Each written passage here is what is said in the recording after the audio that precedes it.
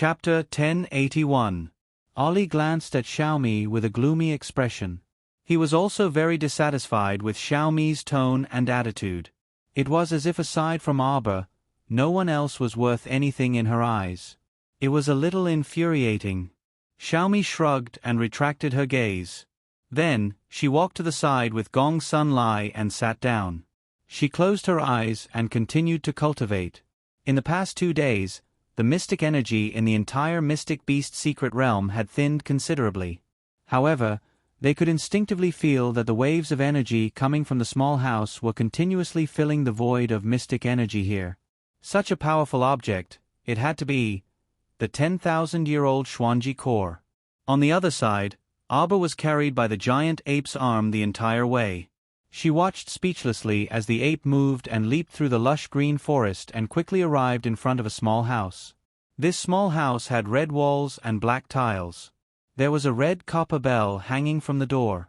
The crisp tinkling of the bell could be heard from afar. The giant ape put her down and gently poked Arbor's shoulder with its finger. Xiao Mu turned to look at it and said with a nod, "I can go in, but next time, you can't always carry me back and forth." She wasn't a little doll. What was with her being carried around all the time? She was so shameless. The giant ape grinned at her. This big guy had been in the secret realm for so many years that its intelligence had long since developed. Naturally, it could understand her words. Seeing it smile, Xiao Mu took it as a sign that it agreed with her. She then nodded, put her 2 little claws behind her back, and walked towards the house with light steps. If she advanced within 10 days, she would receive the first opportunity to visit Senior Xuanji. No matter what, this was still a rare opportunity. Arbor began to look forward to it. What kind of good things would this Senior Xuanji give her? After all, she was the first person to successfully advance in the secret realm. It wouldn't do if Senior Xuanji didn't have anything to give her. Creak. The door to the small house was pushed open by her small hand. Looking inside the house, everything was arranged in an orderly manner, spotless. Although it looked like it had been a long time since someone had lived here, everything was properly tidied up. It was probably the work of the spiritual giant ape. Who knew how many years this fellow had been alone in the mystic realm? It only saw humans once every 10 years. It must have been very lonely. "Oh, my young child, you have come at last." A cheerful voice suddenly drilled into her ear. Xiao Mu abruptly turned around and swept her gaze around the room, but she did not see anyone. "Stop looking. I'm right above you." Xiao Mu abruptly raised her head, and what entered her sight was a pair of small feet in pink embroidered shoes dangling from the ceiling beam, swaying back and forth. "Arbor, do you feel that this old woman is different from the senior expert you imagined?" "Ah ha ha ha, that's right." Xuanji laughed heartily. "I hate being restrained by the rules of the world the most. Acting according to one's nature is my motto." Arbor suddenly interrupted her. "Let's get to the point. If you don't hurry up and say it, this virtual image of yours will completely disappear." Xuanji was silent for a moment, then suddenly laughed maniacally again. "Good, good, good. My 200 years of waiting were not in vain. Little fellow, you are indeed an interesting child." Chapter 1082. Arbor was speechless as she looked at this senior expert. She couldn't help but mutter softly, "I don't even know if it's a trap. There are no secret treasures or spirit weapons at all." She was very clear that this senior sitting on the beam in front of her seemed to be talking to her, but in reality, it was just a remnant shadow. Everything she said was preset by herself. "Don't think that because I came from the mountains, I can be easily deceived. Little fellow, you're the first person in more than 200 years who can really advance in 10 days in this mystic realm. My bitter wait was not in vain." Sigh. Arbor raised her eyebrows slightly. "My mystic realm has been open for more than 200 years and has accepted at least 20 batches of people. If I'm not wrong, my encouragement reward Xuanji pill should have been used up in the last round of the mystic realm trial." Arbor's mouth twitched. If Wei Nanshu and the others heard this, they would probably vomit blood on the spot. "Sigh, child. From today onwards, You're the second-generation leader of our Xuanji school. Wait. What second-generation leader of the Xuanji school? Then wouldn't the first generation be this senior Xuanji in front of her? After 300 years, she was only the second generation. What a poor sect this was. She didn't want to be some leader. She refused to accept this kind of job that forced a duck onto a perch. Don't think that being the leader of our Xuanji school is a laborious task. In fact, there are many benefits. Auber curled her lips non-committally. Suddenly, the figure sitting on the beam landed lightly in front of her. In one hand, she held a fist-sized object that was as bright as a ruby. This is a 10,000-year-old Xuanji core. Senior Xuanji sighed quietly. It contains all my cultivation and strength in this life. You only need to absorb it into your dantian and slowly adjust to it. After a few decades, you'll be able to convert all my cultivation into your own. Auber looked at the Xuanji core in that person's hand in shock. This was... Senior Xuanji had infused all of his power into it before he died. Similar to the pill inheritance she had received from teacher Long Chuyun, what she was about to receive now was a pure cultivation inheritance. Generally speaking, no one would even attempt to obtain such a cultivation inheritance. This was because it was extremely painful to inject all of one's power into the inheritance jade. The process was also extremely dangerous. There's a 90% chance that you'll die a horrible death before you've even succeeded. The remaining success rate was less than 10%, and it was possible to face all kinds of strange problems. Therefore, even when some of the elders in the family passed away, very few people would be stupid enough to choose to pass their cultivation to the younger generation. Because it was too difficult. Of course, if there really was a senior expert who carved his entire life's worth of cultivation into an inheritance jade stone and imparted it to you, that would be the rhythm of a meteoric rise. Think about it, one's life could be shortened by at least 60 to 100 years of struggle. A country bumpkin could immediately become a powerful expert. This inheritance red jade contains my entire life's worth of cultivation. Now, the opportunity is in front of you. Little fellow. If you agree to become the second leader of my Xuanji school, kneel down and kowtow to me. Chapter 1083. Darling Chow didn't make a sound for a long time as she stared suspiciously at Senior Xuanji, who had a faint smile on her lips. This was a soul that was more than 200 years old. Not only was it transparent, its face was already blurred. Senior Xuanji was obviously anxious when she didn't react after so long. She urged, "Why aren't you kneeling?" Okay, I'll tell you everything. Child, why are you so quick-witted? That's right. To accept my cultivation inheritance, you have to agree to 3 conditions. As I said just now, becoming the second sect master of my Xuanji school is the first condition. This deceitful senior had probably set up this language trap 100 years ago so that the juniors who came would immediately be mesmerized by the Xuanji core and kneel down to accept her conditions. Then, she would tell others that that was actually only the first condition and that there were still 2 conditions waiting for them. Auber rolled her eyes and silently moved her feet to retreat. Senior Xuanji sighed and said, "The second condition is actually quite simple. When my Xuanji school was first established, there were 103 first-generation disciples. After 60 years of continuous hard work by this senior, the school has expanded to more than 5,000 people. To only accept 5,000 disciples after 60 years, it was probably just a third-rate school. The second task I want you to do is to find the 103 first-generation disciples and recruit them back into our Xuanji school." Auber was speechless and complained softly, "There are so many people, where can I find the first-generation disciples? I know you'll definitely say that I'm fantasizing and unrealistic." Indeed. Auber didn't want to scold her, but impatience was already showing in her eyes. She decided to run. She didn't want to take over this Xuanji school's mess. She had to become the sect master and find the first-generation disciples. How troublesome and annoying. I have the nameplates of the 103 first-generation disciples here. As long as you're within 1,000 feet of them, you'll be able to sense them. Auber, a distance of 1,000 feet is actually not that far. You can fly there casually. I don't want to talk to you anymore. Aber turned around and ran. He reached out and pulled on the door, but it didn't budge. How could he let her out so easily? Aber rolled up his sleeves, intending to give this senior Xuanji a good beating before asking her to let him out. Unexpectedly, when she turned around, she saw the senior looking at her with tears in her eyes.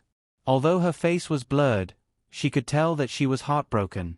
Please don't despise our Xuanji sect. How am I asking for too much? I've given you my entire life's cultivation, and the 103 disciples of our Xuanji school will be your strongest backing in the future. The third condition is even simpler. I want you to find that old bastard Tianjizi's direct disciple and crush him with your strength. Just give him a slap in the face for me. I can even wake up laughing in the underworld. The more Xiao Mu listened to this bizarre condition, the stranger it became. Xiao Mu turned around and slammed on the door. Open the door, open the door. Giant ape, I know you're outside.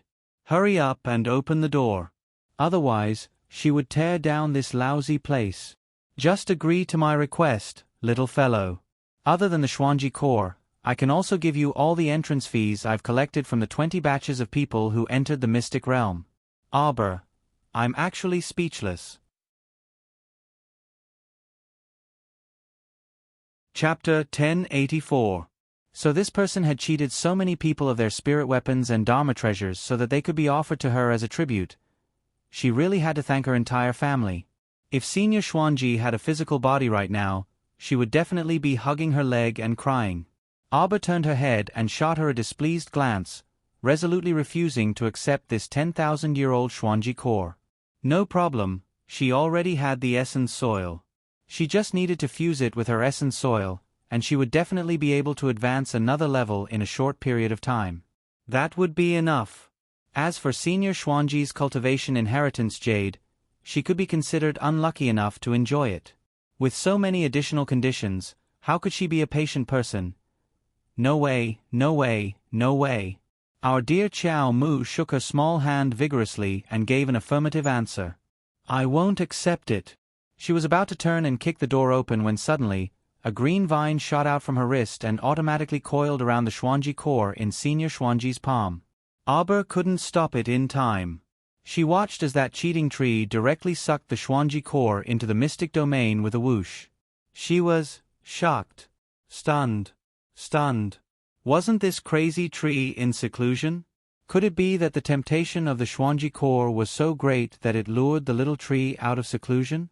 Aber hurriedly used her inner sight to take a look. She saw that after that cheating tree pulled the Xuanji core into the depths of the mystic domain, it covered the mystic domain with its roots. The entire tree emitted a pure and holy green glow as it pretended to be dead and motionless. It looked like it hadn't come out of seclusion at all. Haha. If the little tray ant was in front of her right now, she would definitely go up and beat it up without a second word. This darn fellow, how many times had it cheated her all these years? It was practically no trick of count. Aber nagged, but Senior Xuanji was overjoyed. She danced and shouted, Xuanji School's second-generation sect master. You're the second generation. Your whole family is second generation. Aber turned around angrily and glared at this Senior Xuanji whose face was blurred out. Second sect leader, I'll leave the 3 missions to you. Do them well, I know you can do it. Senior Xuanji laughed and said, All right, if you meet the descendants of the merfolk race when you travel the pugilistic world in the future, help them if you can. This is already the 4th matter. Xiao Mu grumpily shouted at her. Although she knew that this guy couldn't hear her at all, her little heart still hurt from anger. Why are there so many problems? Just a slight effort? How could there be so many easy things in this world? It all depends on her mood. Xiao Mu turned her head proudly and kicked the door again. This time, the door opened as soon as he heard the sound. Xiao Mu ran out without looking back.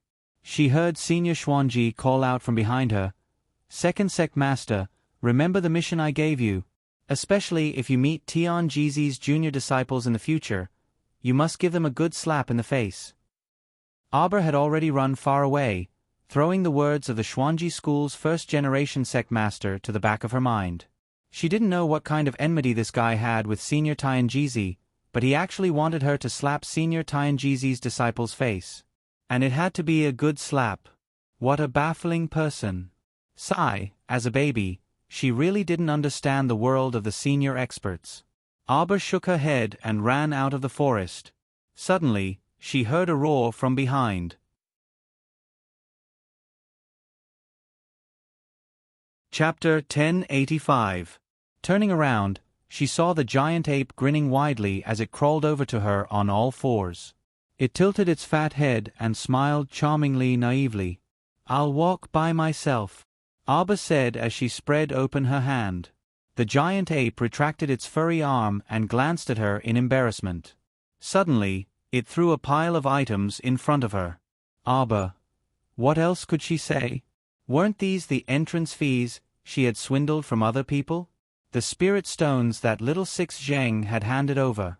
The short spiritual dagger that Wei Nanshu had handed over was embedded with a row of red, green, and blue gems.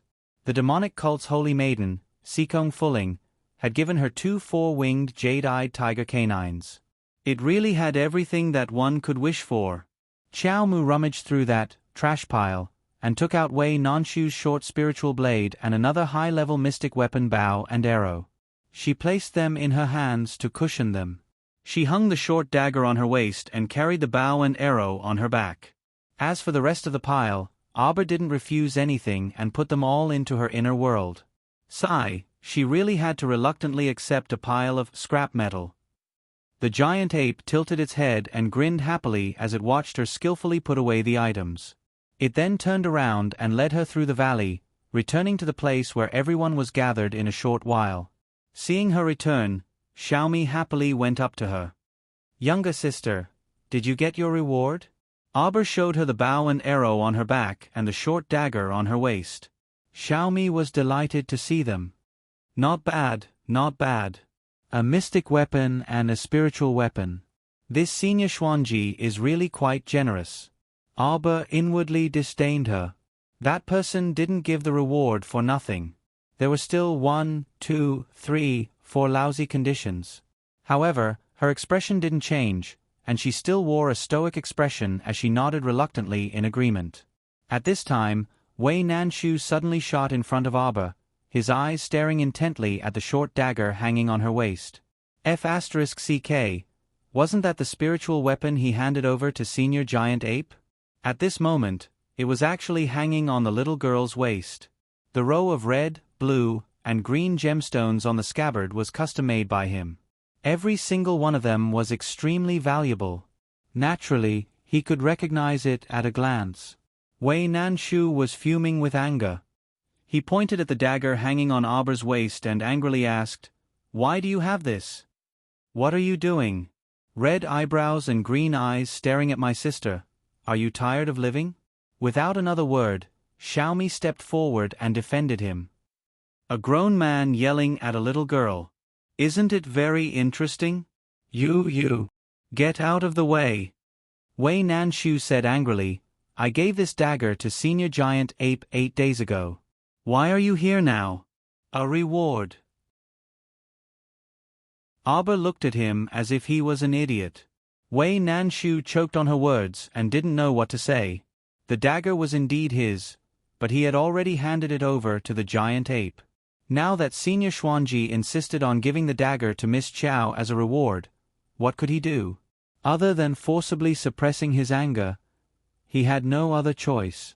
Dong dong dong dong. The giant ape took heavy steps and threw a stone tablet in front of everyone.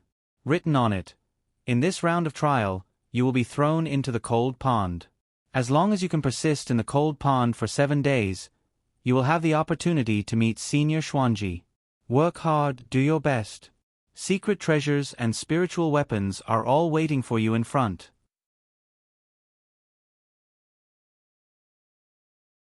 Chapter 1086. Arbor looked at the stone tablet and silently rolled her eyes. This Senior Xianji was too good at tricking people. She didn't even have a small reward like the Xuanji pill, yet she was still using secret treasures to lure people. The giant ape impatiently reached out and patted the stone tablet. Participants of the trial, please press your palm on the stone tablet and the timer will be activated immediately. Those who leave the water before the time is up will be deemed to have failed the trial.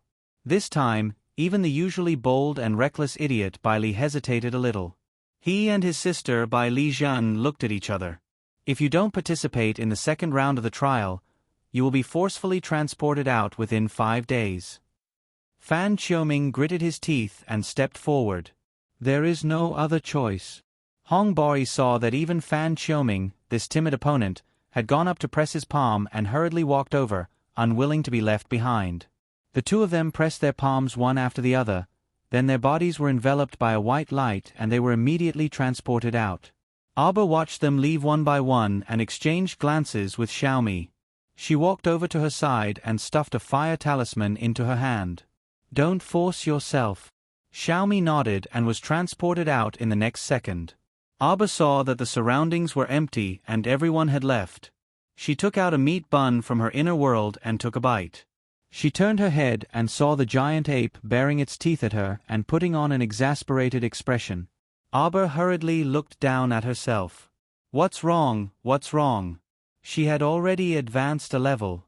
Compared to most of the people here, she was already hard-working enough, all right? Why was he still looking at her with that expression? Suddenly, the giant ape grabbed her small hand and pressed it directly on the stone tablet. Aba widened her eyes. The next second, she felt her body lighten and she was also transported out. The most despicable thing was that the ape even snatched the meat bun that she had only taken a small bite out of. The bone-chilling cold water enveloped Aba, causing her to tremble slightly. Then, just like when she came, a warm current flowed out from her chest and flowed around her body, causing her to unconsciously stretch out her arms and legs and paddle in the pool. This feeling of being surrounded by water and being completely enveloped by the power of water was really not bad. This cold pool was the one connected to the entrance. It was just that the water here was colder than the one at the entrance. However, this was not a big deal. Aba swam around in this pool as if she was having fun. When she focused her gaze, she saw that not far away, the Ing brothers had covered themselves in a defensive barrier and were shivering in the water, their faces ashen. These two people looked rather pitiful. Qiao Mu swam over cheerfully while swinging her little legs. She then circled around the duo's defensive barrier twice. Ing Jian was standing inside the defensive barrier. Through the transparent barrier, he was trembling with fear as he looked at the little girl who was circling around them. What are you trying to do? Ing Jian's eyes were about to fall out of their sockets. Aba swam around 3 times and stopped in front of them. She muttered to herself, I wonder how powerful my Vajra little jade hands will be in the cold pool water? With that, the jade in her hand flashed and the Vajra talisman activated. Aba's small hand was like a steel claw, directly grabbing at the defensive barrier in front of Ing Jian. Thud. The first claw was blocked by the defensive barrier.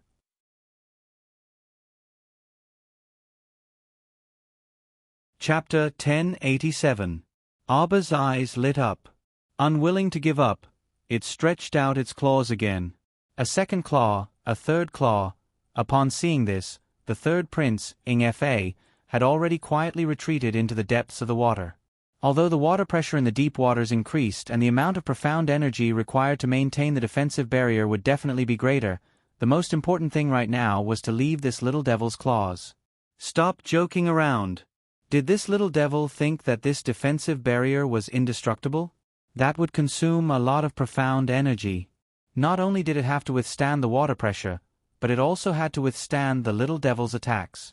The loss of profound energy would definitely be faster. They still had to persevere in this godforsaken place for 7 days. Ing Fa secretly complained in his heart. He felt that he might not even be able to persevere for a single day. But now that he had been sent out, it had not even been 15 days. He did not even get the consolation prize, the Star Jade Pill. Wasn't this trip to the mystic realm a joke? If word got out, he would definitely be laughed at. Especially if his brothers from the opposing forces were to find out about this, they would definitely exaggerate about him and show him how incompetent he was. Arba naturally knew that Ing Fa had sneaked away. But now that Ing Jian was in front of him, it did not matter whether Ing Fa was present or not. With both old and new grudges added together, Arba planned to settle things with this Ing Jian. Seeing this person standing inside the defensive barrier with such a ridiculous expression, it was as if he had eaten a mouthful of feces. Chi on the third claw, a small crack appeared on Ing Jian's defensive barrier. When Arba saw this, he immediately became spirited. This Vajra talisman could still break other people's defensive barriers, but it was a pity that he had clawed it too many times.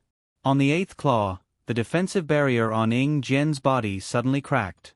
His entire person also fell out of the defensive barrier in a sorry state, miserably falling into the water. Immediately, he gulped down a large mouthful of ice water. Arba was satisfied. Stretching out his leg, he used all his strength to kick the cold pond water. After swimming one round around Ing Jian's sprawled body, he waved his hand at him and turned his head to leave. F***ck. Ing Jian's current state of mind was absolutely dumbfounded to the extreme. This little devil, after messing around for a while and breaking his defensive barrier, he left in such an infuriating manner. In a fit of anger, Ing Jian kicked the water to chase after Qiao Mu, but to his surprise, the icy water in this glacial pond was very strange. After his entire body was enveloped by the icy water, he felt like he was in an ice cellar in the underworld. His entire body felt heavy from head to toe, and it felt like a boulder was pressing down on his chest, making it difficult for him to breathe. Arba saw the crown prince of the Eastern Ing Kingdom angrily shout in the water and was forced to gulp down a large mouthful of ice water. His big eyes couldn't help but brighten. He waved his small hand at him in annoyance and then went to find his second target. That's right, he was looking for trouble with the demonic saintess. It was rare for her to be like a fish in water. Others were in such a miserable state. If she didn't take this opportunity to hit them while they were down, how could she live up to the nicknames of Little Fiend and Little Devil that others had given her? Arba grinned and swam around the pool, but he didn't see any trace of the saintess. She clearly saw Sikong Fulling being transported in with her own eyes. Why was there no trace of her now? Could it be that this fellow also used an invisibility talisman? Arba's mind stirred, and he opened his spiritual eye to look around. Not long after, he indeed found Sikong Fulling's figure in a corner at the bottom of the pool. She really knew how to hide.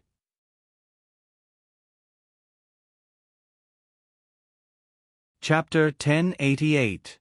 Arba's figure, which was about to swim over, suddenly paused. Not far away, he saw Sikong Fulling squatting inside the defensive barrier and gingerly picking up grains of fine sand-like sparkling objects at the bottom of the water. There were still many of these sparkling objects in the corner she was in. Sikong Fulling picked them up very cautiously. Her entire body was curled up inside the defensive barrier, with only 2 fingers sticking out to pick up those sparkling grains of sand one by one. Could this be a forging material called frigid star sand? Arba felt that he should have guessed the truth, so he quietly swam over and also cast an invisibility talisman on himself. He just openly stared at Sikong Fulling, who was energetically picking up grains of sand one by one. After she finished picking up all the glacial star sand in the surrounding area, Arba immediately moved. In the water, she could congeal all kinds of water forms at will. Thus, when Sikong Fulling saw in astonishment that a pair of giant hands formed from water suddenly appeared in front of her and directly slapped her defensive barrier, she was unable to resist at all. She only felt a terrifying force rush toward her chest and spit out a mouthful of blood with a piffed sound. The entire defensive barrier was instantly torn apart. The small bag of glacial star sand that she had just collected in her hand all fell into that giant hand formed from water. "Who is it?" Sikong Fulling screeched furiously. "Hiding your head and shrinking your tail. Shameless." Arba directly summoned the giant hand of water back to his side and took the small bag of glacial star sand in the palm of its hand.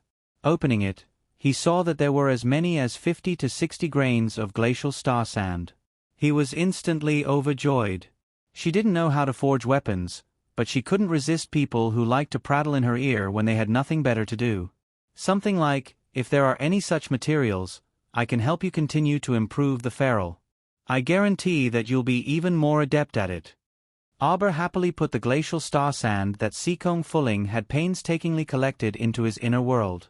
Afterward, his figure appeared in front of Sikong Fuling in an ostentatious manner. By this time, Sikong Fuling had already torn off that invisibility talisman on her body. She was so angry that her eyes and mouth were practically crooked and her entire body was trembling. One had to know that when she discovered that there was a rare divine-level forging material, the frigid star sand, she was overjoyed. In order to prevent others from spying on such a treasure, she even secretly stuck an invisibility talisman on herself, intending to quietly collect it. With these 50 to 60 grains of glacial star sand in his hands, this trip was not in vain.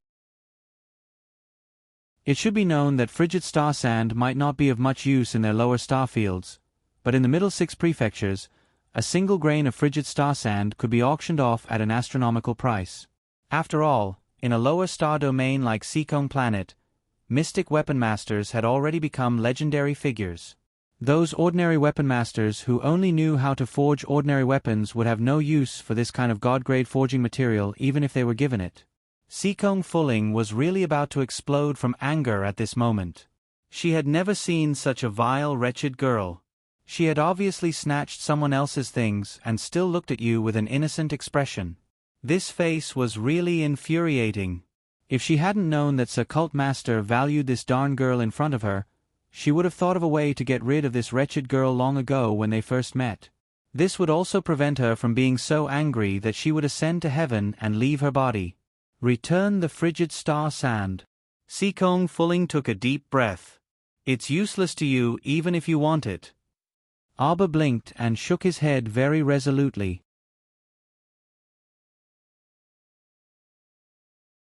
Chapter 1089. Not Giving. Sikong Fuling was about to explode from anger. How could there be such a vile brat in this world? Was it reasonable for her to rob on the spot? Don't show up if you don't give. She would have admitted that her skills were inferior, right? Yet you still had to show up and look at her innocently. Sikong Fuling really wanted to rush up and slap this little imp to death. Lord Cult Master was crazy enough to think highly of such a vile character. How much of a masochist was he to ask for a beating? No wonder she got stabbed in the chest. She was asking for it. Sikong Fuling bit her small lips and took a deep breath, secretly suppressing the anger that filled her belly. Miss Chow, you're not an armament master, so this glacial star sand is of no use to you. I think you don't even know what the glacial star sand is used for. Aber blinked. It's used to create divine artifacts. Without adding this, even a top-grade spirit artifact can't transform into a divine artifact. Sikong Fuling looked at her in surprise. Alright, even if you know what it's used for, you're not an armament master at all, right? It's a waste for this thing to fall into your hands. How about this? I'll buy it from you. When Sikong Fuling said the last 5 words, she felt so aggrieved that she wanted to die. How did she, a dignified saint of the demonic cult, end up in this state? Aber stretched out a pair of slender white hands and flipped it back and forth in the water. She asked curiously, "What do you have to offer?" "Spirit stones." Sikong Fuling gnashed her teeth. You've heard of spirit stones, right? The basic resources for spiritual realm cultivation are the same as our magnetite. Of course I know. Aber interrupted her with a, "Don't treat this baby like a fool" expression. She then asked, "How many spirit stones can you give?" 100 pieces. Middle-grade spirit stones. She gritted her teeth and gave a blood-vomiting price. Deal. Aber nodded without hesitation and poked Sikong Fuling with his little hand. Hand it over. Sikong Fuling was stunned on the spot for quite a while before she took out a pouch of mid-grade spirit stones from her inner world with great joy and tossed it to Chiao Mu. I'm not lying to you. This pouch of mid-grade spirit stones is good stuff that can support you for a period of time even if you travel to the middle 6 prefectures. Aber nodded and then took out a brocade pouch embroidered with black datura flowers from his inner world. Upon seeing this, Sikong Fuling gnashed her teeth in anger. This damned fellow, even the brocade pouch was taken away by her. So shameless. However, Seeing that she was able to return the glacial star sand brocade pouch to her, Seekong Fulling's complexion also became a little better. At least she was tactful. Otherwise, she wouldn't be able to leave the frigid pool's range with this bag of frigid star sand. Arbor opened the brocade pouch and looked through it for a long time, causing Seekong Fulling's brows to jump as a bad premonition suddenly slid past her heart. "Here for you." The little fellow picked out the tiniest grain of glacial star sand. With a slight wave of his little hand, he wrapped this grain of glacial star sand in a stream of water and threw it in front of the Holy Maiden. The Holy Maiden was stunned for a long time without any reaction. Then, the entire frigid pool was stirred up like boiling water and exploded with a boom. The demonic cult Holy Maiden let out a flustered and exasperated wail. "I said 100 mid-grade spirit stones for a bag of glacial star sand." This fellow was really shameless. He actually had the nerve to pick out the tiniest grain of glacial star sand from the pouch for her. "I'm going to kill you."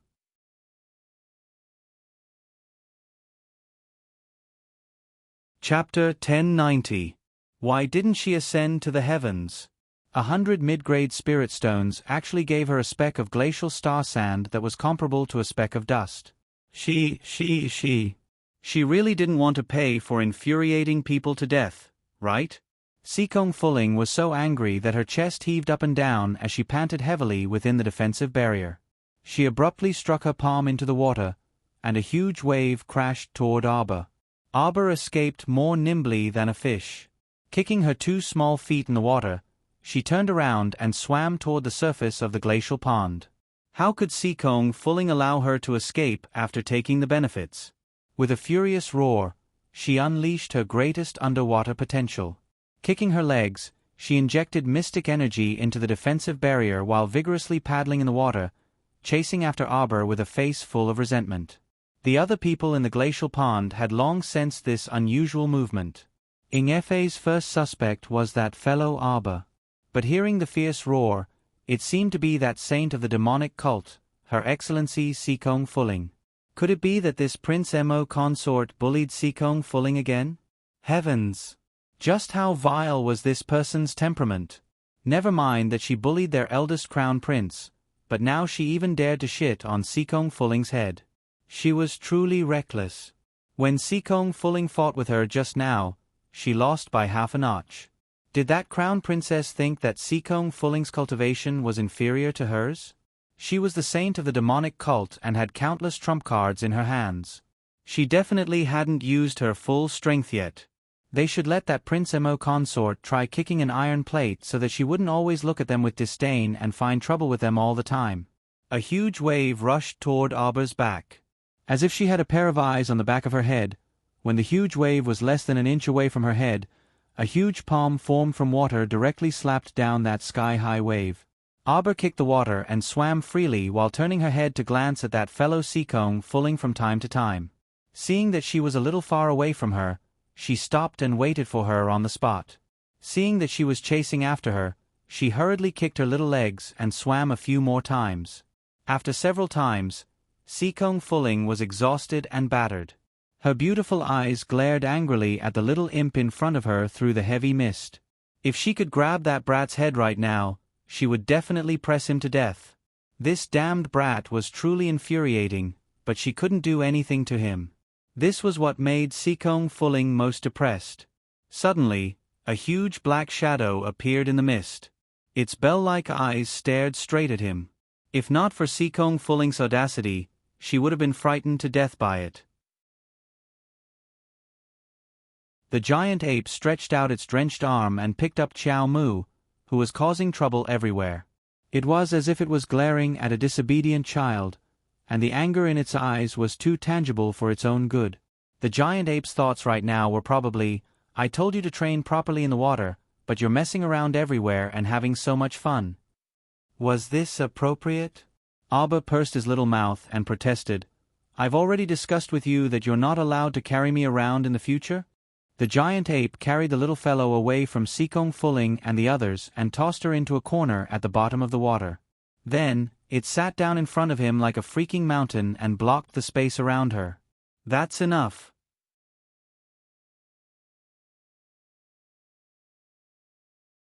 Chapter 1091. Xiao Mu grumpily rolled her eyes at it. She poked its furry body with her little finger, but the giant ape didn't budge an inch. Abba was somewhat helpless. Looking at the situation, the giant ape wanted to imprison her in this small place and let her cultivate properly for a few days. This fellow was truly conscientious in its duty, sparing no effort to urge her to work hard. Fine, let's cultivate then. Abba waved her hand and opened the defensive mystic artifact. She sat inside the defensive barrier and began her 7-day cultivation journey. Opening the defensive barrier was because she wanted to set up a mystic guiding talisman formation around her small body. The mystic guiding talisman formation was drawn by her talisman paper, so it probably wouldn't be effective if wet. If she could draw jade talismans in the future, she wouldn't need to open the defensive barrier even in the water. The little fellow calmed down. The entire cold pond also quieted down. The most miserable one was Ying Jian. After his defensive barrier was broken, he couldn't hold on for more than an hour in the bone-chilling cold pond water. At this time, he was lying on the ground beside the cold pond with a sorrowful cry, looking up at the dark blue sky in the mystic realm. It was as if his entire body was filled with lead. His body and even his spirit were abnormally heavy. So hateful. A white light suddenly covered his body, and Ying Jian's heart instantly chilled. Not long after, he felt a strong force pulling at him, trying to transport him out of this mystic realm. No. No. Ying Jian's duck-like voice let out an unpleasant shriek. He flipped over and desperately clung onto a huge rock beside the cold pond. His 10 fingers dug into the sand and water plants under the huge rock as he screamed, "No. I'm not going out. I haven't gotten any benefits yet. I can't go out." That ferocious power was irresistible. No matter how Ying Jian screamed and cried in despair, in the blink of an eye, Ying Jian, together with the rock, smashed into the wet, muddy ground full of dried grass and broken branches with a thud. The hard rock made his chest hurt, but he simply didn't have time to think about it and jumped up from the rock. He cut a sorry figure and was completely exhausted. Ying Jian glanced back and immediately discovered that he had once again returned to the mystic beast forest. Ah! Ying Jian roared at the sky. Damn it, he was really teleported out by the mystic realm. Damn it, damn it, damn it. Ying Jian ran madly through the mystic beast forest, intending to find the cold pond at the entrance to the secret realm. Unfortunately, no matter how hard he searched, there was still no trace of the cold pool. Ying Jian immediately sat down on the ground like a deflated ball. His heart was filled with a mixture of regret, disappointment, grief, and indignation. He hung his head dejectedly. Suddenly, a tiny mouse with a sharp mouth came out of the bushes and squeaked at him. This mouse was not even as big as one of his palms. The hair on its head was sparse, and a pair of small red eyes were staring at him. Ying Jian's heart was so stifled and uncomfortable that he couldn't be bothered to pay attention to it. He directly kicked the mouse, causing it to somersault and squeak before it retreated back into the bushes in fright. Ying Jian hung his head and sighed for a while. He glanced at the rock from the corner of his eyes and suddenly stood up, excitedly pouncing to the side of the huge rock. This was the rock he carried out of the mystic realm. He didn't know if there was anything special about it.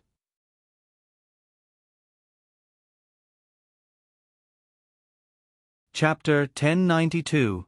Ying Jian's entire body was sprawled on top of the rock, constantly rubbing against the huge rock, turning it over and over to examine it. Soon after, he was disappointed to find that it was just an ordinary rock. Because it had been washed by the cold pond water for many years, it seemed to be emitting traces of cold air, and was much darker than the usual rocks. Ying Jian let out a long sigh, then lay down under a huge, crooked old tree. Raising his head, he looked at the dense mass of old tree branches that covered his line of sight. Layers upon layers of luxuriant branches and leaves blocked out the sunlight above. Not even a trace of light could pass through. He held a signal device in his hand and released it to inform his subordinates to come and receive him. Soon after, a wave of physical and mental exhaustion overwhelmed him, and unknowingly, he fell asleep under the old tree. Not long after Ying Jian fell asleep, a sparsely haired sharp-mouthed rat suddenly drilled out from behind the grass nest, its little red eyes glancing at Ing Jian. Squeak, squeak. Behind the grass nest, hundreds and thousands of sharp-mouthed little rats swarmed out, excitedly surrounding Ing Jian. Ing Jian was awakened by the pain of his skin being bitten, and as soon as he opened his eyes, he felt pain in his eyelids, as if his entire eye socket was bitten by something, startling him into screaming loudly. Squeak, squeak, squeak.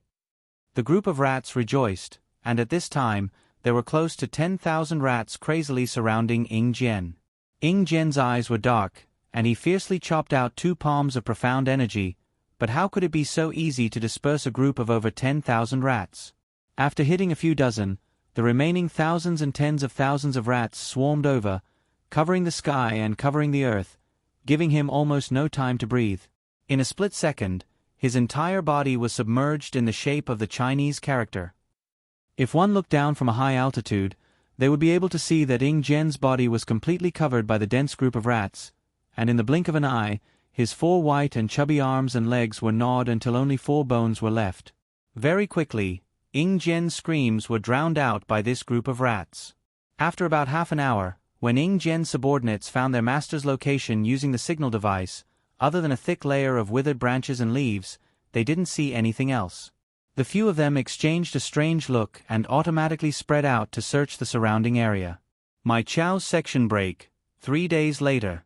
Ing Fa, Fan Qiuming, and Hong Boi were also forcefully teleported out of the secret realm. Survival of the fittest, and the winner was king. Aber didn't know that something big had happened in the outside world. It had even alerted the hidden forces of the 6 prefectures. Royal City East Palace Sleeping Chamber. Emolienne stood up as usual. When she raised her hand, she silently looked down at her slightly stiff left index finger and frowned. The hand that had been poisoned by Ding Ting Ding was gradually losing feeling. He had taken a lot of antidote pills in the past few days. He had also used the medicinal power to treat himself, but it didn't seem to be very effective. However, Ding Ting Ding's idea of poisoning him to death within a few days was still a bit too naive. Emolienne's eyes flickered slightly. She wrapped her left hand with a rich medicinal power. After a few minutes of treatment, the stiff symptoms improved. However, he also knew that the stiffness would increase the next day. It was as if the medicine could only alleviate the pain but not cure the poison completely. Not long after she got up, Huifeng's voice quietly sounded from the window. Your Highness. Huifeng had been by her side for many years, so Emolienne was already familiar with his personality.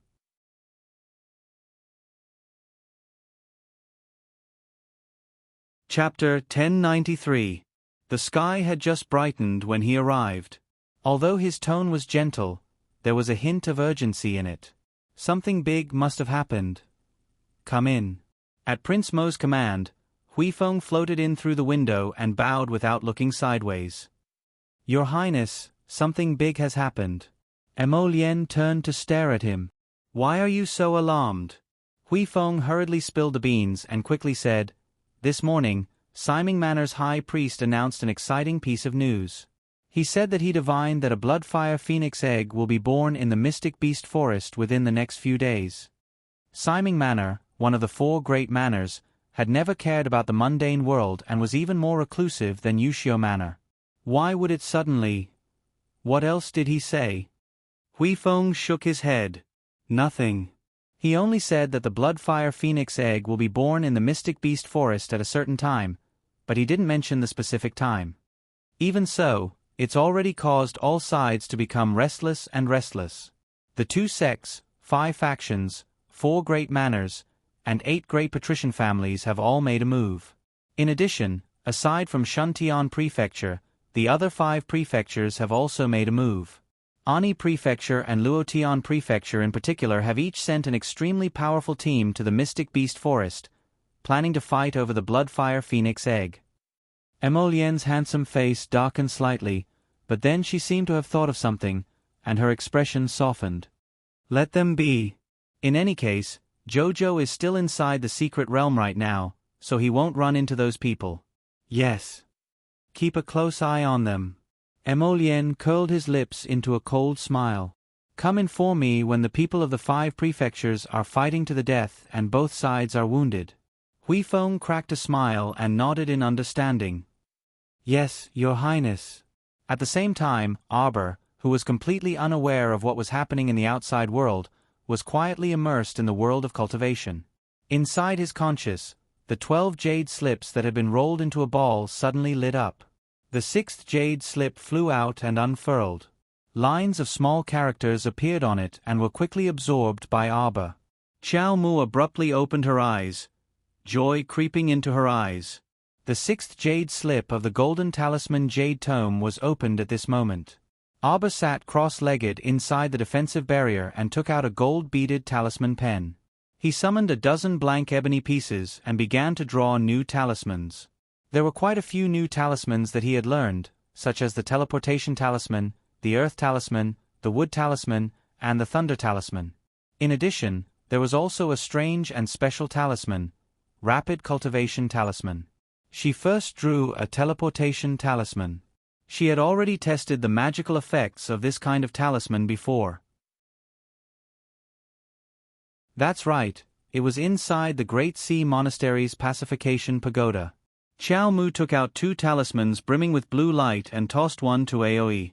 Afterwards, the 2 people disappeared from Courtesan Zheng's sight.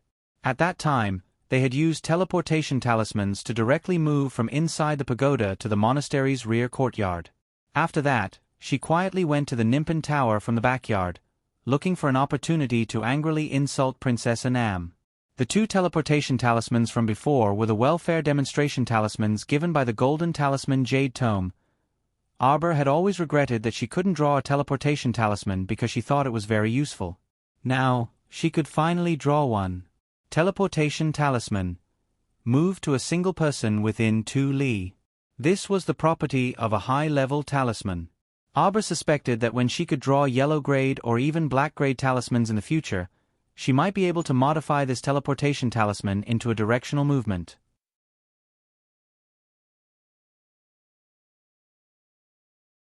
Chapter 1094.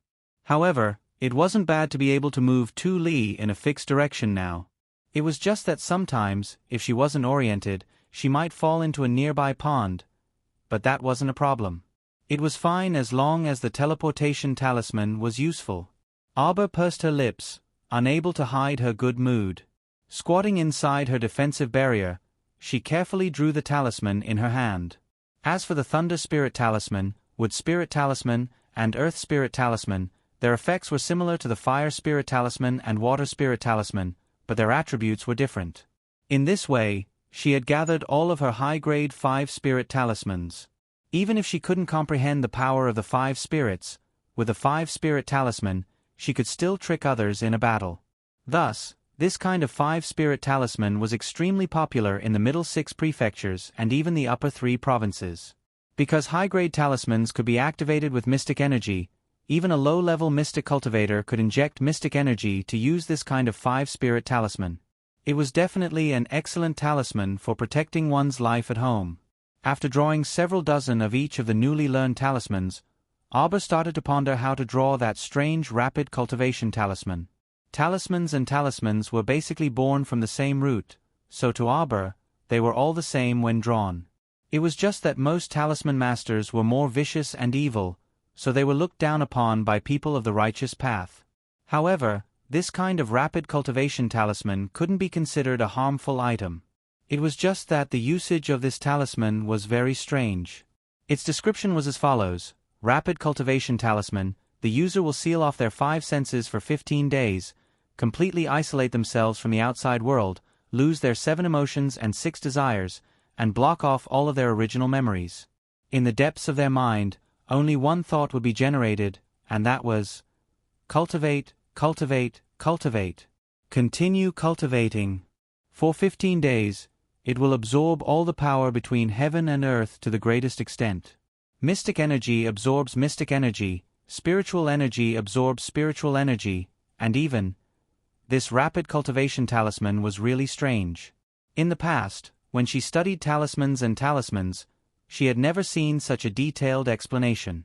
This rapid cultivation talisman, Just the explanation alone was written on an entire page. At the end, there were even words of encouragement. What are you waiting for? Hurry up and use the Rapid Cultivation Talisman. You will truly feel the rapid increase in your cultivation and spiritual senses. Join us. Cultivator, success is waiting for you ahead. Arbor, what kind of weird charm was this? To block all 5 senses for 15 days, a person would lose sight, hearing, smell, taste, and touch at the same time. Then what was the meaning of life? This must be the feeling of chewing wax when eating chicken thighs. Oh, that's right, I still have to block his memory. No, no, no, no. How was this a quick cultivation talisman? It was simply a death talisman. However, looking at the description of this talisman, it was quite good at causing trouble. It was very hot and could raise one's mood in an instant. However, she only drew it and held it in her hands to take a look. He thought to himself that after he left this mystic realm, he should find a little mystic cultivator he didn't know to conduct an experiment first. Let's see how much that person can grow in 15 days. There shouldn't be any trouble. Looking at the description, it didn't seem like a bad talisman. It was just that the conditions for rapid cultivation were a little tricky. The little guy grabbed the quick cultivation talisman and muttered to himself for a while. When he raised his head, he was shocked by the big furry face in front of his defensive barrier. F***ck, what the hell was this giant ape doing? It was so close to his defensive barrier. At first glance, she was really frightened by its big face. The giant ape suddenly grinned at her and even squinted its little black eyes at her.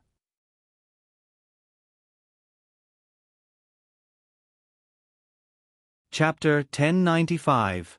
Suddenly, that hairy hand smoothly passed through her defensive barrier and directly grabbed the rapid cultivation talisman in her hand. Arbor suddenly felt her heart protrude, and her eyelids twitched heavily. What the hell, it mustn't be what she was thinking. The giant ape abruptly threw the rapid cultivation talisman at Arbor and quickly shook it off. It then grinned at Arbor with a simple and honest expression. You. Before the word cheat could come out of her mouth, Arbor knew that the situation was far from good. This rapid cultivation talisman, oh, no, this disaster-courting talisman was about to take effect. The only thing worth rejoicing over was that she was still inside the secret realm and couldn't jump out no matter how much she cultivated. However, what she didn't know was that when the rapid cultivation talisman activated and she entered a frenzied cultivation mode, she subconsciously started to refine the secret realm. At this time, she mobilized all the mystic energy in the secret realm and gathered it around her in an unending stream. But this time, she was completely unaware of it. Little Six Zhang, Sikong Fuling, and the others, who were still inside the frigid pond, abruptly opened their eyes and looked up incredulously at the surface of the water. They saw that the depths of the frigid pond had been completely enveloped by the dense mystic energy rushing down from above. The mystic energy was so dense that it was visible to the naked eye.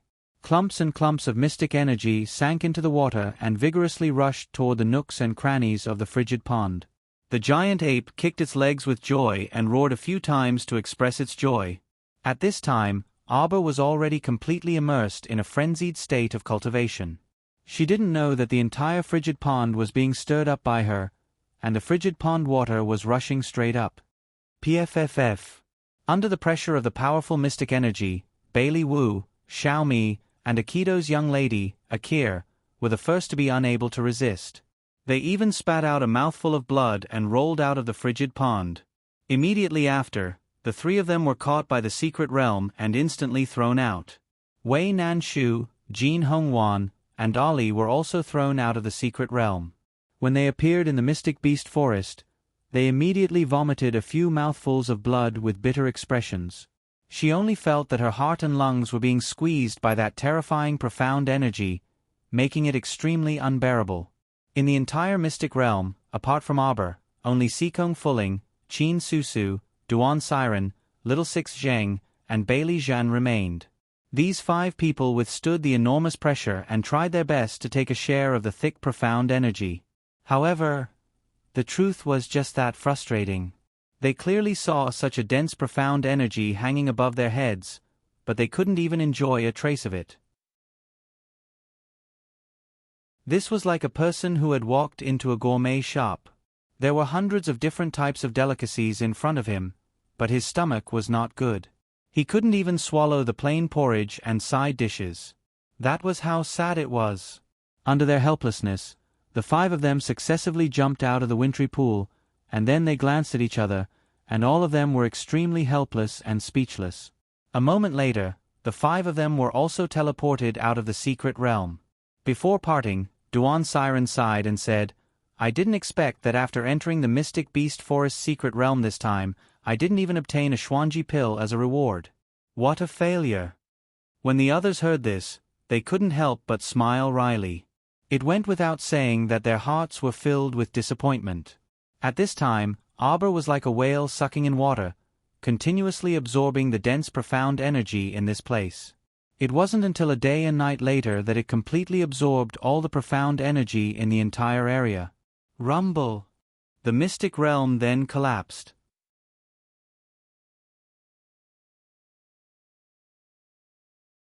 Chapter 1096. Arbor's plain-colored figure appeared under an old, crooked tree. She was holding a round, transparent mystic beast forest heart that she had refined. Following her instincts, she put this mystic beast forest heart into her inner world. Arbor raised her head slightly. Her black eyes were as still as water as she gazed ahead. There was a deathly stillness in front of her. If she could feel anything now, she would probably beat the ground with her small fists and yell at her miscalculation. She had thought that after the damned giant ape stuck a disaster-courting talisman on her, she would be able to cultivate in the mystic realm for 15 days before coming out. At that time, she would have recovered her senses and memories anyway, so it wouldn't matter much. But the truth was, the second day after the disaster-courting talisman attached to her body, she had refined the mystic realm and tricked herself into being transported out. There were 14 days left until the disaster-courting talisman's removal. During these 14 days, she would be a blind, deaf, and mute person, a jade carving without a trace of emotions or desires. The little fellow's pitch-black eyes appeared especially translucent under the night sky, and her pupils shone faintly. At first glance, anyone would be able to tell that this was a little blind person. Oh no, it was a little piece of wood that had lost her senses. Xiao Mu strolled aimlessly in the forest, not knowing exactly where she wanted to go. She only knew that she was still sensing the mystic energy in the mystic beast forest as she moved. Now, there was only one thought in her mind. Cultivate. Cultivate. Cultivate. Cultivate. She wanted to find a place with the densest mystic energy in this mystic beast forest and continue cultivating. Now, no one could stop her from crazily cultivating. Work hard to increase her cultivation, work hard to increase her spiritual senses. In Xiao Mu's heart, a slogan resounded loudly and clearly. She would kill anyone who dared to hinder her cultivation. Absolutely not show mercy. This kind of rapid cultivation talisman was abnormal in that it really did what the prompt said. It completely blocked one's 5 senses and sealed one's past memories. It really made one's entire being, from the body to the heart, honestly shout out one goal: cultivation. If Arbor knew that she had been tricked out of the mystic realm and was walking aimlessly in the mystic beast forest, she might have given the giant ape senior a good beating.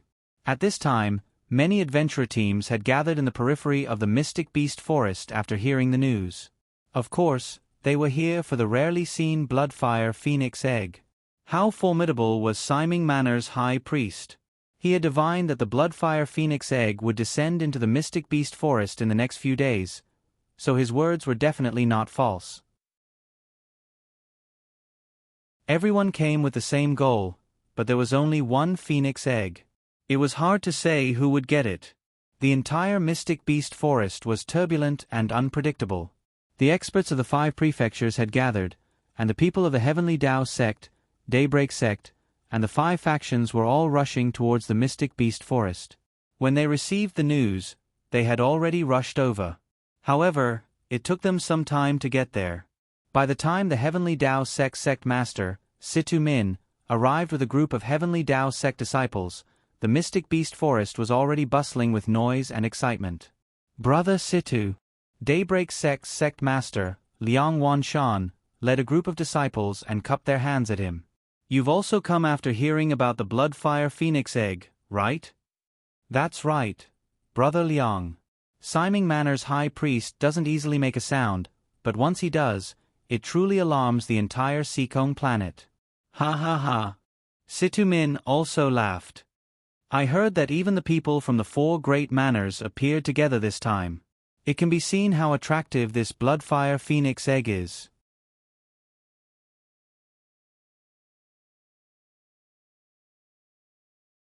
Chapter 1097. Liang Qingqing couldn't help but ask, Father, do you think there's a problem with this phoenix egg? Why would Simon Manor's high priest make such an important piece of news public? Can't their Simon Manor secretly come and take the phoenix egg away? Qingqing's words are reasonable. Liang Wanshan smiled. Father is also thinking this way. In any case, we don't care. We're just here to join in the fun. If we can't obtain the phoenix egg, everything will depend on fate. Situ Min also let out a long laugh. Sect Master Liang is extremely right. Then let's go. The group chatted for a bit before following behind their sect master into the Mystic Beast Forest in a hubbub. Not long after the 2 teams left, the Mu family's patriarch, Mu Boming, appeared at the entrance of the forest with the Mu family's young disciples, Mu Zijuan, Mu Jilan, and the others. After the order was given, the Mu clan also set out for the Mystic Beast Forest in unison, each of their youthful faces carrying traces of anticipation. If he, could obtain the ancient Bloodfire Phoenix egg, they would definitely be able to raise their strength by a large margin. Whether or not they could form a contract with it was another matter. At the very least, there was hope for now. The crowd was surging with emotions as the cultivators used their own abilities and rapidly rushed over. At this time, Arbor had already found a place with the densest mystic energy in the center of the Mystic Beast Forest and started cultivating. Soon, the mystic energy in the entire Mystic Beast Forest was mobilized by her again and gathered above her head.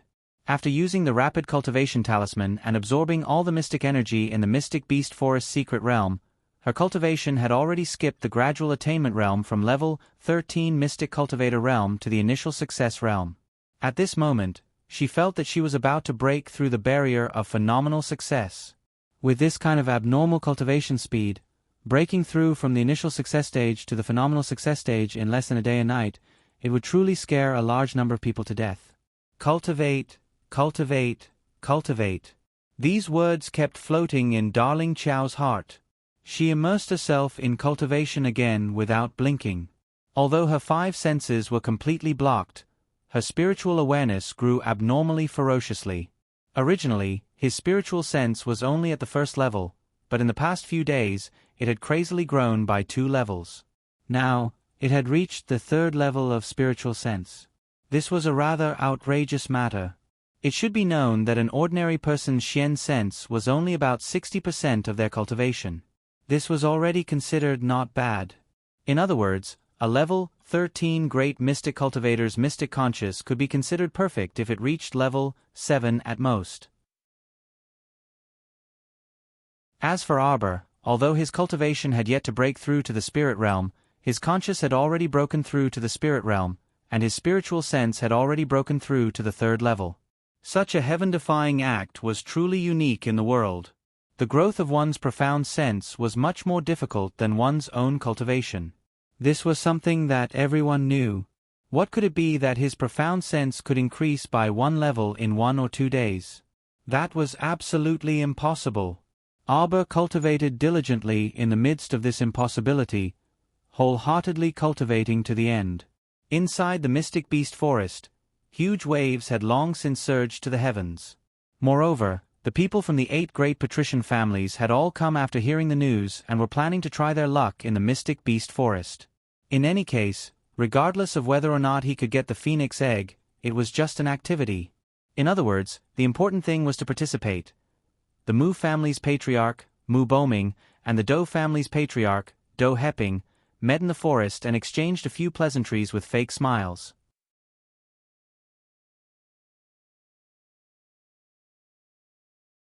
Chapter 1098. Just as they were about to part ways, they suddenly saw masses of surging mystic energy in the sky above the Mystic Beast Forest swiftly heading in a certain direction. The two family heads were so excited that their faces trembled. A phoenix egg! A phoenix egg has come into being. Yang Fengyan excitedly grabbed eldest young Sechin's arm while wearing a half-veil. Eldest young Sechin dodged to the side, evading her claws, and glanced at her with a spurious smile. Shout after you see clearly. If an ancient blood-fire phoenix egg comes into being, it should be accompanied by golden red light, and the flames should burn most of the sky. How was this some phoenix egg coming into being? It seemed like someone was cultivating in the forest and sucking in all the mystic energy in the world. TSK, but this was also quite extravagant. With so much mystic energy surging over, was this person trying to reach the peak of level 15 mystic cultivator cultivation? When Yang Fengyan saw her cousin evade her hand imperceptibly, she couldn't help but pout in annoyance. Eldest cousin, the high priest didn't clearly say when the phoenix egg would appear. Could it be that the phoenix egg still hasn't come into being after we stay in this forest for 10 days to half a month? That's hard to say. A woman with beautiful features and a plump figure leaned against eldest young Sechin and imperceptibly swept a glance at Yang Fengyan before sneering lightly. Yang Fengyan's face darkened, and she was about to berate when she heard family head Qin whisper, "Let's go. Let's go over there and take a look." The direction he was pointing at was precisely where the mystic energy was surging. Abba didn't know that a large group of people was rushing to her location. Although her 5 senses and memories were temporarily blocked, she still had her instincts. Before she entered closed-door cultivation to absorb mystic energy, she had already set up several talisman matrices nearby. Right now, she was at the critical juncture of breaking through to phenomenal success as a level 13 mystic cultivator, so she naturally didn't have the time to pay attention to the outside world. As for Do Heping, Mu Boming, and Qin Guilu's group, it was impossible for them to immediately discern the direction and rush to Aber's location in a short time. After all, the entire Mystic Beast forest was enormous. Even though they were looking at a mountain, they were still a long way from Chiao Mu. Ding dang, the clear and melodious footbell rang nearby. A slender figure appeared at the periphery of the array and curiously sized up the situation. He clearly felt that the wind and clouds were surging in this place, and the profound energy was rather dense, so why didn't he see a single person? Sikong Fuling, the saintess of the demonic cult, looked up curiously at the sky. Above the head of the pitch-black trees that intersected with each other, waves of profound energy were like an upside-down whirlpool, pouring down towards a single point. Impressive. Sikong Fuling's eyes moved slightly. Suddenly a voice shouted, "Princess, it's her." Sikong Fuling. Sikong Fuling turned her head to look with a mocking smile hanging from the corner of her mouth. "A princess of 1,000 gold? You can't run into this forest where thousands of beasts are hibernating to court death." Before he could finish his words, he suddenly felt a tyrannical wave of profound energy coming straight at his chest. That damned guy, he actually attacked her without saying a word. While Sikong Fuling was speechless, her entire body dodged to the left, evading this swift and fierce palm strike. When she turned around to take a look, she saw that the person's palm strike had instantly blasted half of an ancient tree next to her. With a crack, the entire tree toppled over and smashed fiercely in her direction. A severe glint flashed across Sikong Fuling's eyes, and with a furious shout, she swiftly sent a punch flying over.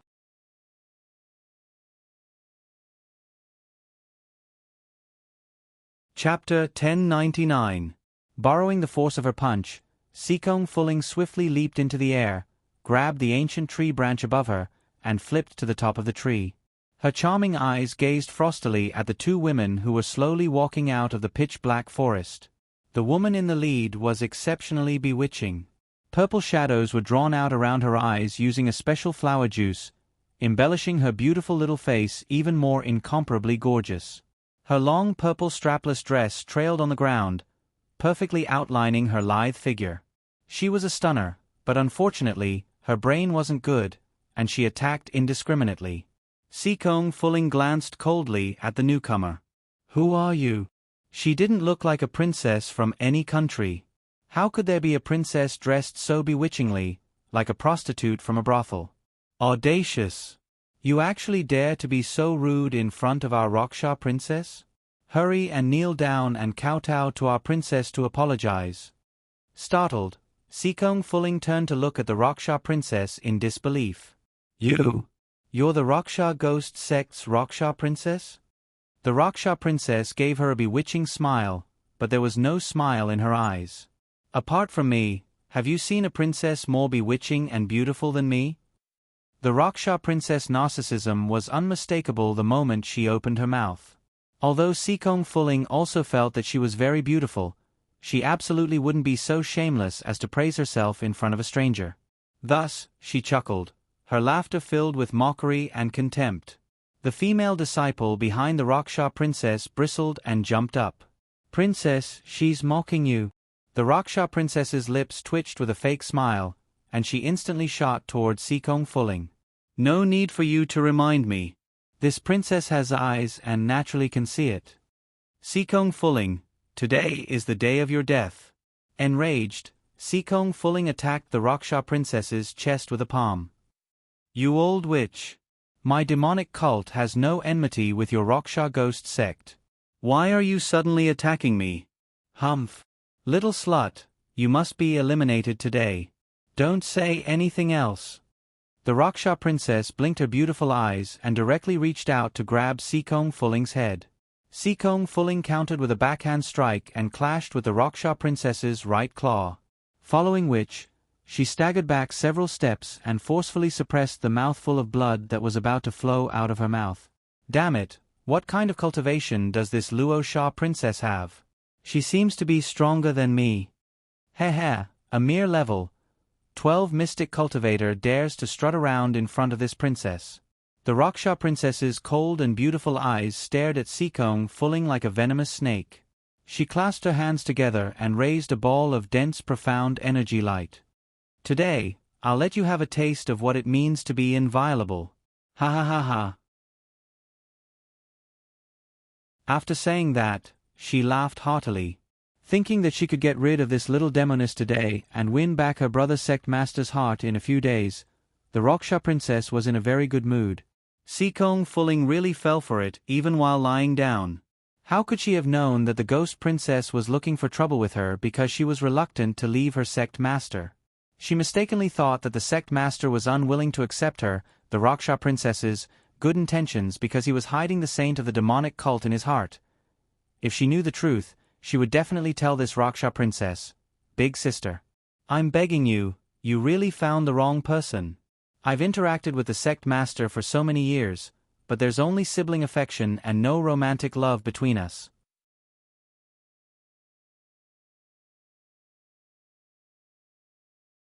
Chapter 1100. Besides, hadn't her cult master taken a fancy to that black-hearted and merciless wretched doll? If she hadn't been injured by that stinky fellow previously, how could she not even have the strength to escape from the Raksha princess now? Sikong Fuling had indeed come to the mystic beast forest to see Arbor. Because that day, her elder brother had rolled back to the demonic sect headquarters in a sorry state, and his chest had even been heavily injured, which infuriated her greatly.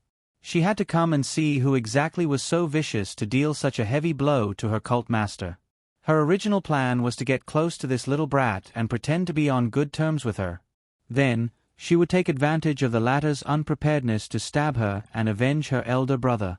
However, this stinky child didn't like her at all from the very beginning. To think that she had purposely shown goodwill and helped that stinky lass when she first appeared at the small base. She didn't expect that the stinky lass didn't appreciate her kindness at all. It was truly a joyous occasion that came to naught. In the end, not to mention getting close to that wretched lass, she was nearly toyed to death by that crafty and eccentric girl. If the Raksha princess explained things clearly now, Sikong Fuling would definitely have to explain to her. How infuriating! Not only was she beaten up by Arbor, but she was also tricked. Now, she even had to take the blame for her. The Raksha princess didn't say anything and just beat Sikong Fuling to death.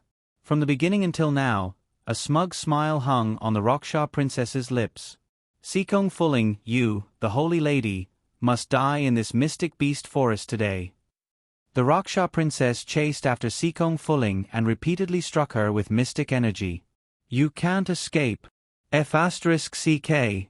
Sikong Fuling really wanted to curse. This neurotic Raksha ghost sect master seemed to have gone mad and was bent on killing her. Why was this so?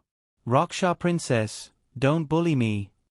Sikong Fuling turned around and exchanged a palm with the Raksha princess. She crashed to the left and spat out a mouthful of blood, which also activated the nearby talisman array.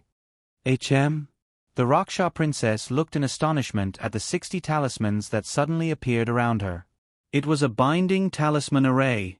The Rakshasa princess was trapped within. No matter how hard she tried, she was still trapped in the rune array. The binding glyph array composed of 60 blue glyphs could bind anyone below Arbor. However, Princess Luosha's current cultivation was above Arbor's, so the binding rune array could only trap her temporarily. She would definitely break free after a while.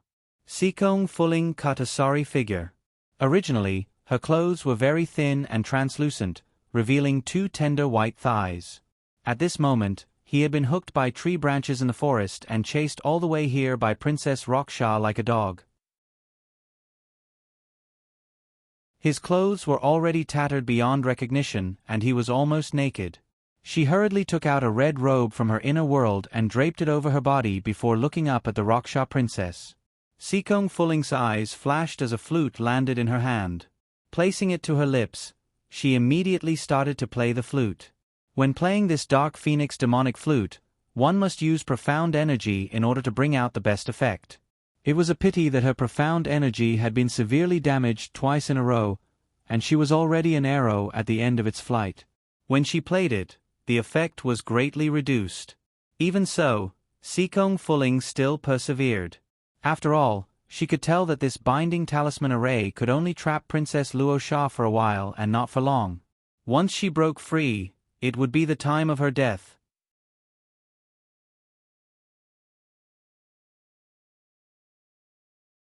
Chapter 1101. Right now, only by sending the Raksha princess into the nightmare realm could she obtain a chance of survival. Princess! The female disciple behind the Raksha princess cried out in alarm and abruptly drew her sword. With a tense expression, she slashed at Sikong Fuling, who was holding the Phoenix Nether demonic flute and playing the demonic notes while vigilantly watching her. Sikong Fuling had already exhausted too much mystic energy and was merely forcefully holding on at the moment. A wisp of blood had already trickled down the corner of her lips. Seeing that she had no strength to resist this slash at all, Sikong Fuling couldn't help but sigh in disappointment and frustration. She didn't expect that this trip to the Mystic Beast Forest would actually be her suicide mission. Suddenly, a small, fair, and tender hand with slender jade-like fingers and a white wrist that was as transparent as moonlight drilled out from the side of her face. A claw directly latched onto the neck of the Raksha ghost sect female disciple who was thrusting her sword over. The slender hand exerted a bit of force. Crack! That Raksha ghost sect disciple's eyes bulged in disbelief. Her first thought before death was, how is this possible? That was clearly a girl's hand, yet it was actually as firm as jade and directly twisted the neck of a level 10 mystic cultivator. Broken. Broken. Sikong Fuling's mouth was agape, and her neck stiffly moved. She turned around and looked in astonishment at the little lady standing behind her. Wearing plain clothes and a cold and emotionless expression, she stood in the pitch-black thicket like a jade statue flickering with a jade-colored glow. Bam! The Raksha princess, who had finally broken the entire talisman array after flinging out waves of mystic energy, turned around just in time to see this scene. When she saw that expressionless little lady snap her subordinate's neck with one hand, even the Raksha princess, who was experienced and knowledgeable, couldn't help but feel a chill in her heart. This kind of fear and cowardice made the Raksha princess feel exceptionally unwell. When had she ever been afraid of anything? Yet today, she actually felt a layer of fear towards such a young stoic-faced little lady. It was simply exceptionally hilarious. You! Who are you? The Raksha princess stared at Arbor fiercely while cowardly at heart, and she couldn't help but clench her fists tightly. Xiao Mu abruptly moved, directly flitting towards the Raksha princess and reaching out to strangle her neck. Boom! Princess Luosha took a step back and threw out a powerful dark force at Arbor's body. The defensive barrier was instantly activated. He blocked Princess Luosha's attack without hesitation. Spirit weapon. As Princess Raksha screamed in shock, Aber's 10 fingers, which were as hard as jade, stabbed toward the back of Princess Raksha's head. At this instant, not to mention the Raksha princess, even Sikong Fuling, who was watching from the sidelines, nearly stopped breathing. Too strong. It had only been 2 days since he last saw this little girl. Why did her cultivation seem to have improved so much? Sikong Fuling simply could not believe her own eyes. The Luosha princess leaped forward and dodged her claw in a wretched manner. She turned around and didn't have time to speak. Xiao Mu stomped her foot on the ground, immediately creating a small pit. Her expression didn't change at all as she clawed forward with her small hand, ripping off half of the Raksha princess's tube top with a rip. Sikong Fuling, F***CK. If not for the fact that this little imp was a girl, she would have thought that this child was a pervert and sincere. The face of the Rakshasa ghost sex princess immediately turned green. She looked at the girl in front of her in disbelief. Suddenly, her brows twitched, and she nearly exclaimed, "Why, you're blind."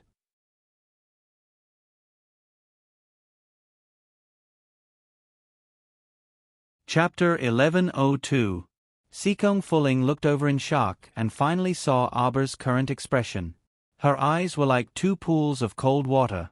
Although they were limpid, pitch black, and extremely watery, one could see that there was no focus in them at all. She really was blind. How was this possible?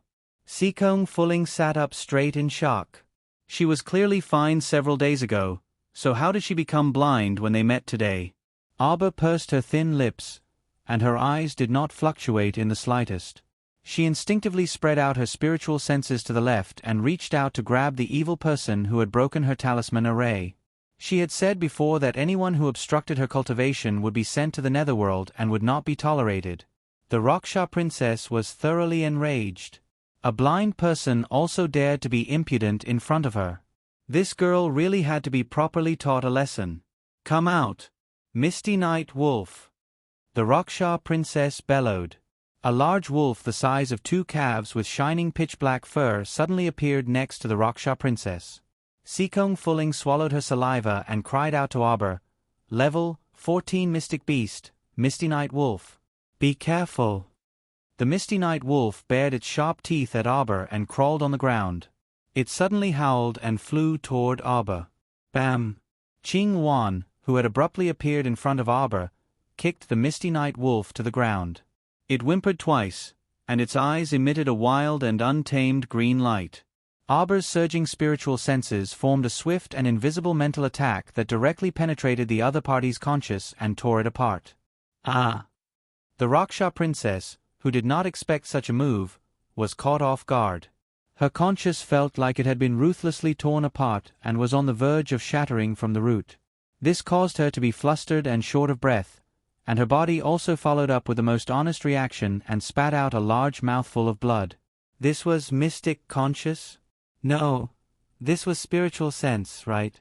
How could a little mystic cultivator's conscious generate spiritual sense? The Rakshasa princess only felt that her head was in a daze and in pain. Before she could think about it, she already had the intention to retreat. She extended her hand to summon the Fog Night Wolf back, turned around, and fled in a sorry state without looking back. Aber looked at the Luosha princess coldly. Although she couldn't see, she could follow her with her psychic sense. Seeing that the man had indeed left the area as if he was fleeing, Aber indifferently withdrew his spiritual sense and walked forward aimlessly. Sikong Fuling dazedly looked at her and called out, "Hey," only to see her slowly walk away without even turning her head.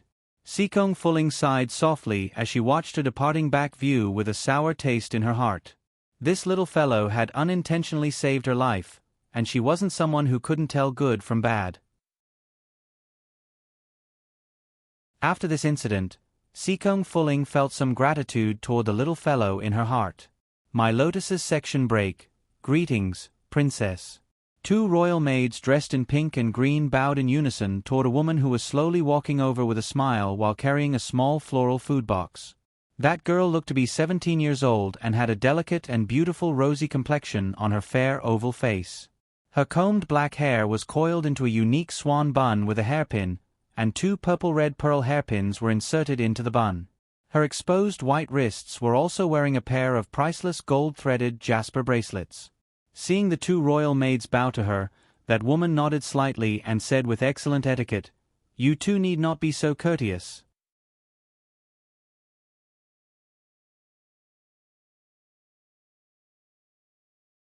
Chapter 1103. "Thank you, Commandery Princess," the 2 junior royal maids said as they straightened up. "Is His Highness inside the study?" Commandery Princess and smiled faintly with an indescribable gentleness. The 2 royal maids exchanged glances before one of them mustered up her courage and replied, "Yes. Can you send someone to pass on the message that and requests to see His Highness?" "Yes." The other royal maid hastily turned around and ran towards the junior eunuch's duty room. Commandery Princess Ian stood outside the Eastern Palace's courtyard wall and waited quietly, not revealing the slightest bit of impatience or irritation. After a short while, the eunuch Xiao 11Z strode over and bowed to Commandery Princess Ian. "Commandery Princess, His Highness has some important matters to attend to, so he cannot find the time to meet you for the time being. Please return." Ian nodded gently as she handed the small food box in her hand to Xiao 11Z. "I'll have to trouble eunuch Xiao 11Z to hand this food box to His Highness. This is a pastry that Ian made for Her Majesty the Queen Dowager. Her Majesty the Queen Dowager liked it very much after eating it, so she instructed Ian to give some to His Highness." "Ah, yes. Thank you, Her Majesty the Queen Dowager. Thank you, Commandery Princess." Xiao 11Z quickly and respectfully accepted it with both hands before saying to Commandery Princess Ian with a smile, "Take care, Commandery Princess." Commandery Princess Ian nodded with a smile before turning to board a small sedan and returning the way she came. Xiao 11Z peered at that small sedan before letting out a sigh of relief. He muttered to himself, "Fortunately, she didn't pester me. At least she's tactful." Eunuch Xiao 11Z. "Why is His Highness not seeing the Commandery Princess?" A royal maid in green couldn't resist asking softly in bewilderment. The Commandery Princess also had a lot of face in front of Her Majesty the Queen Dowager. Logically speaking, even if it was out of consideration for Her Majesty the Queen Dowager, His Highness should not be so cold to the Commandery Princess. "Shoo, shoo, shoo, what do you know?" Xiao 11Z grumpily waved his hand at those 2 royal maids.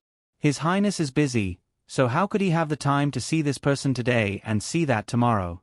All right, hurry up and do your work. We don't need servants who talk too much in the Eastern Palace. Just remember what your master says and do it. There's no need for so many whys." After being rebuked by Xiao 11Z, the royal maid instantly shut her mouth in embarrassment. She curtsied and muttered, "Yes." The sedan passed through a small garden outside the Eastern Palace and took a detour to the Empress Dowager's bedroom.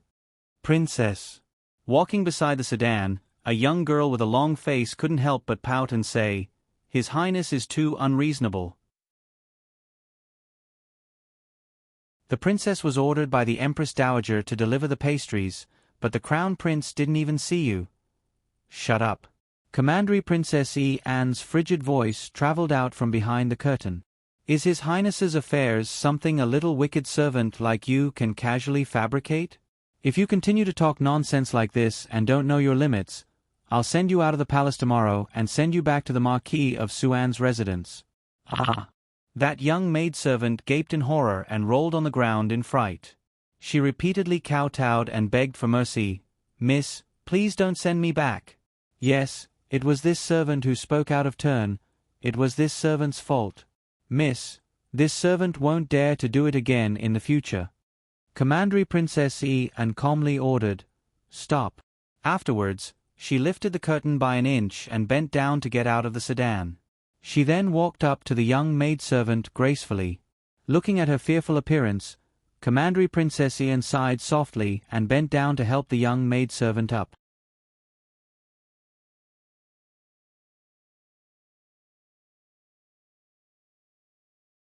Chapter 1104. Do you know what you did wrong? Commandery Princess Anne asked her gently as she patted away the dust on her skirt. The little girl cowered a bit, her face still ghastly pale. This servant misspoke. Commandery Princess Anne said dryly, you are my personal maidservant. Your every word and action, when you go out, represents this princess. You must remember not to speak carelessly in the future. The little girl sniffled as she wiped her tears with her sleeve and nodded vigorously. Yes, will remember. Commandery Princess Anne then smiled and pulled her back to the sedan chair. It's getting late, so we have to hurry back. Ever since Anne's parents passed away, she had been staying by Her Majesty the Queen Dowager's side, and her residence was inside the Queen Dowager's Longevity Palace. All these years, the Queen Dowager doted on her as if she was her biological granddaughter. Anne's status had also risen from the original orphan girl to the point where everyone fawned over her. In order to maintain her current status, she had to speak and act cautiously and abide by the rules. Although Her Majesty the Queen Dowager treated her as her biological granddaughter, she was not really her biological granddaughter after all. But if she could fight for another identity, then it would be a different story. She would no longer have to worry about difficulties in the palace in the future. Back then, she had brought Suer into the palace from the Marquis of Anne's estate, so she could be considered her #1 confidant. It was precisely because of this that she had to give her a warning from time to time to prevent her from foolishly inviting trouble for herself. Commandery Princess, we have arrived. Suer reminded her softly. It was only then that Commandery Princess Anne returned to her senses. She looked at Anya Pavilion that she was staying in and stepped out of the sedan chair. After looking up for a while, she strode towards the Queen Dowager's bedchamber. Let's go to Her Majesty the Queen Dowager's place to take a look first. Commandery Princess. At this time, another yellow-clothed young lady came out of Anya Pavilion and bowed to Commandery Princess Anne.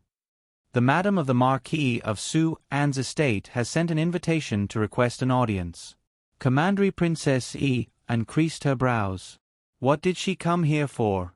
She did not have a good relationship with this aunt. Ever since her parents passed away, if Her Majesty the Queen Dowager had not taken her in, who knew how she would have been tormented by this aunt. As a result, her feelings towards the Marquis of Anne's residence also faded with each passing day. Commandery Princess, you should meet the Marquis to avoid gossip. The palace maid dressed in yellow was able to distinguish right from wrong and spoke up to remind her. Commandery Princess Anne nodded faintly. Bring her over. After a short while, the Marquis of Anne's estate's Marquis Madam shuffled over with small steps, followed by a young woman with a plump figure. When the Marchioness saw Commandery Princess Anne, she threw herself at her while bawling, "Little Ninth, you have to uphold justice for your fifth brother." Ninth sister. The young married woman behind her also started to cry. Commandery Princess Anne's head swelled from their crying, and her expression involuntarily turned cold. What happened? Marchioness, fifth young mistress, speak properly. The Marchioness of the Marquis of Anne's estate sobbed as she clutched her handkerchief. After being helped up by old Fifth's wife, she said to Commandery Princess Anne, "Little Ninth, your fifth brother, he died so tragically." What happened to fifth young master? Commandery Princess Anne asked indifferently. Your fifth brother was killed by someone. He died in the secret room of his own room. The doctor said, he was starved to death.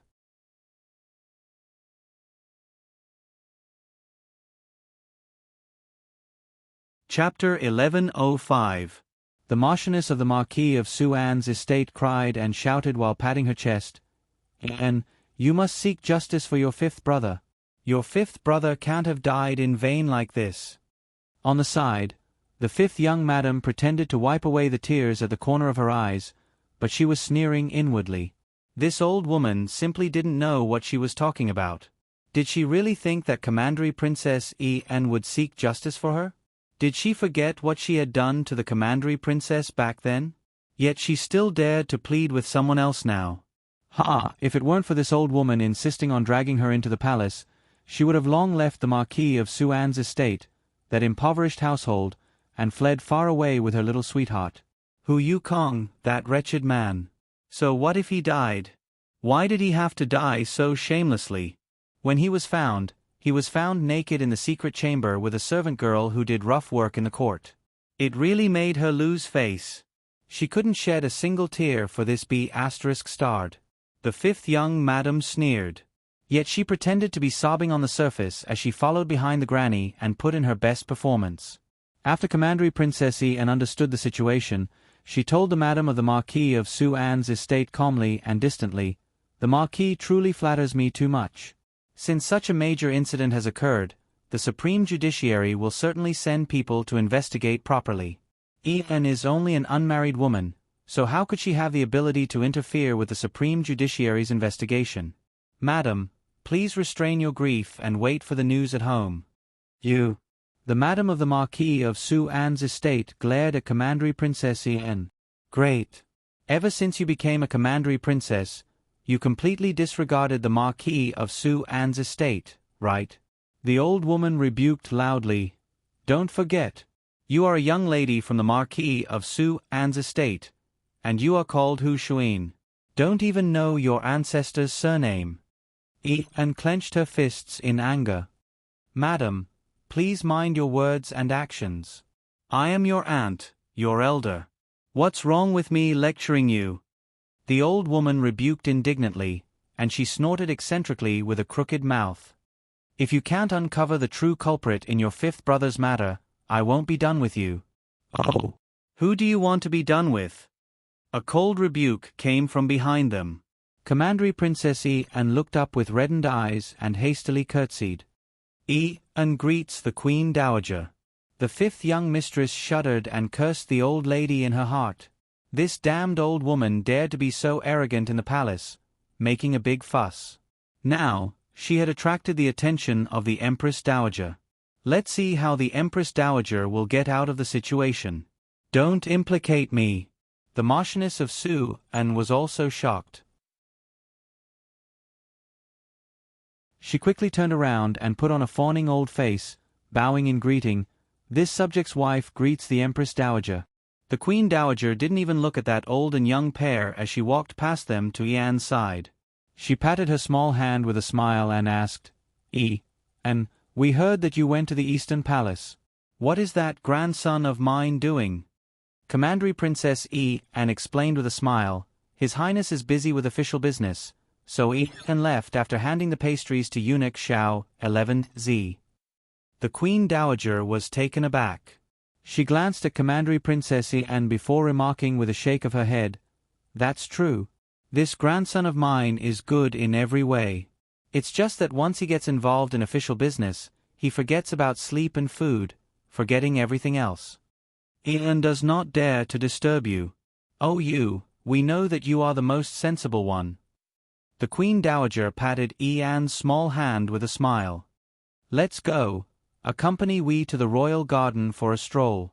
I heard that there is a newly secluded pond in the rear court, and it is very elegant." Commandery Princess Ian agreed with a nod with a smile.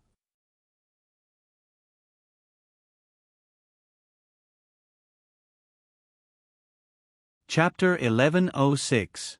A yellow curtain that reached the ground fluttered gently. 2 guards were standing at the entrance to the Eastern Palace's small study, looking straight ahead. Xiao 11Z walked over in small, quick steps. Inside the room, Prince Mo creased his brows as he looked at his slightly stiff fingers. He applied a layer of medicinal power to them, quickly dispelling this stiff feeling. He propped up his chin with one hand as he stared at his other hand that was loosening and clenching.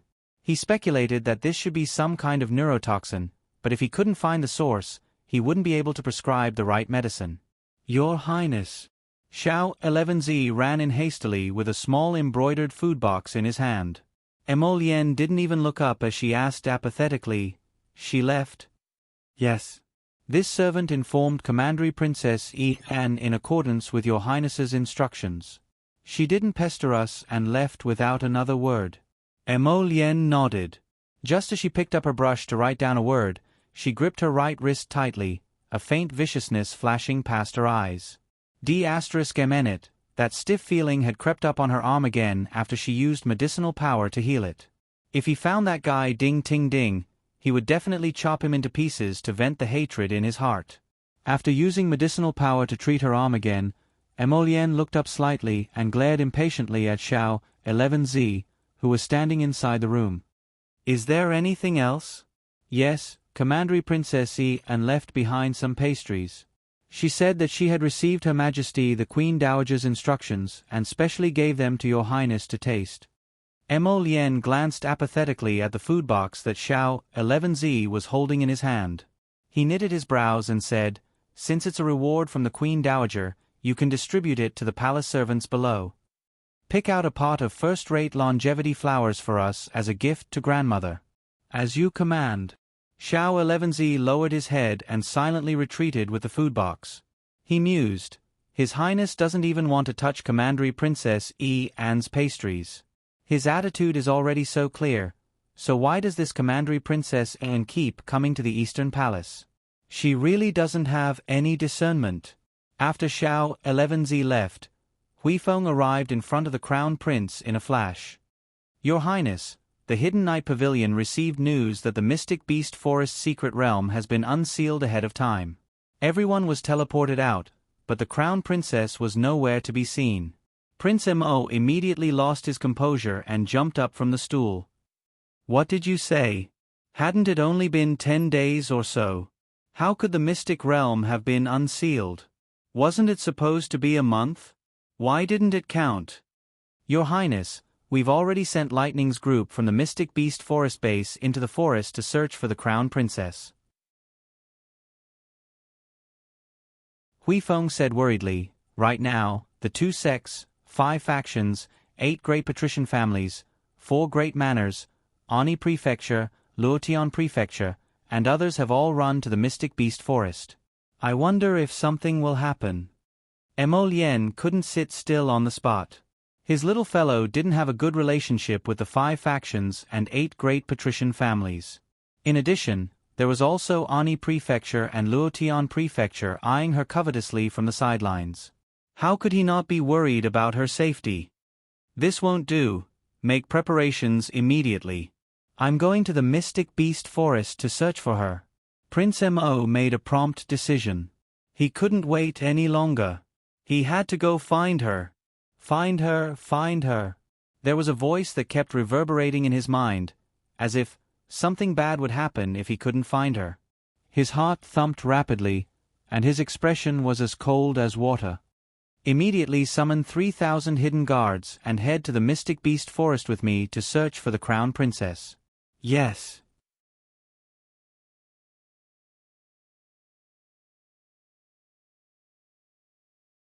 Chapter 1107. Huifeng knew that His Highness the Crown Prince must be burning with anxiety right now, so he jumped out of the window and hastily went to inform the hidden guards to come. Soon, the great king, who was holding the beauty's wrist and accompanying her in painting in Zhao Yi's bedchamber, received the latest news. His Highness the Crown Prince had ordered 3,000 hidden guards to set off for the Mystic Beast Forest and tossed all the unfinished business to him. This son of a fraud. Truly, he had a wife but no father. Every time he encountered a matter concerning his wife, he could even abandon his father. Unfilial son. So infuriating. Mai Lian's section break, at the entrance to Anya Pavilion. Su who was overjoyed, hurriedly followed her young miss footsteps. When she passed by the Marchioness and her daughter-in-law, who were half squatting and sweating profusely, she even provocatively curled her lips and rolled her eyes at them. From beginning to end, the Queen Dowager did not allow the Marchioness and her daughter-in-law to get up. She did not even glance at them from the corner of her eye until she disappeared from Anya Pavilion with Commandery Princess N. The group of junior royal maids covered their mouths as they peeped at the Marchioness and her daughter-in-law, as if they were watching a good show. Afterwards, they dispersed. It was not until a few minutes later that the Marchioness finally dared to stand up with her hands on her hips. She groaned and exchanged glances with her daughter-in-law, who still had lingering fears. The two supported each other and left with tearful faces while massaging their waists. Back then, the Queen Dowager had accompanied the former king to conquer the country. Women were not inferior to men, so she was naturally very forthright. As a result, she also looked down on the bashful Marchioness and her daughter-in-law. "Child, how many times have I told you? Don't meet those unnecessary people if you don't want to." The Queen Dowager sighed softly as she turned to glance at Ian beside her. Commandery Princess Ian's eyes reddened as she said softly, and was thinking that since we are family after all, it would not be good to go overboard for the sake of face. "Sigh, you are just too kind-hearted." The Queen Dowager shook her head before saying with a smile, "You should find a chance to meet that little sister-in-law of yours and learn from her. With your personality, you won't be so soft and easily manipulated." "Little sister-in-law?" Commandery Princess Ian was startled. "That's right. The little granddaughter-in-law that I've never met." The Empress Dowager said with a smile, "For the past few days, Ijia has been asking Gong Chong and to come over and tell me stories. Ha ha ha." At the mention of the little Crown Princess, the Empress Dowager actually beamed with joy. "You don't know, she's amazing. Hee, I really like her methods. You know what?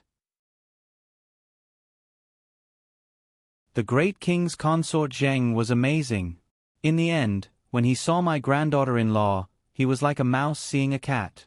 Also, that old woman from the Shu family bullied her and she immediately retaliated. Even now, that old woman is still learning the rules at home. Ha ha ha ha." When the Empress Dowager talked about something happy, she actually looked up to the sky and laughed. The old nanny following behind her couldn't help but twitch her mouth. She hurriedly stepped forward and whispered to the Empress Dowager, "Your Highness, you've already mentioned this 3 times today." "Really?" The Queen Dowager laughed heartily. Afterwards, she turned to say to Ian, who was smiling faintly, "It's a pity that this little fellow hasn't returned from the Mystic Beast Forest yet. Otherwise, I really would have to meet her properly." Commandery Princess Ian didn't know what to say in response, so she could only smile faintly. "Ian, you are 17 this year, right? The Count of Jian, Anne's estate son, is 2 years older than you."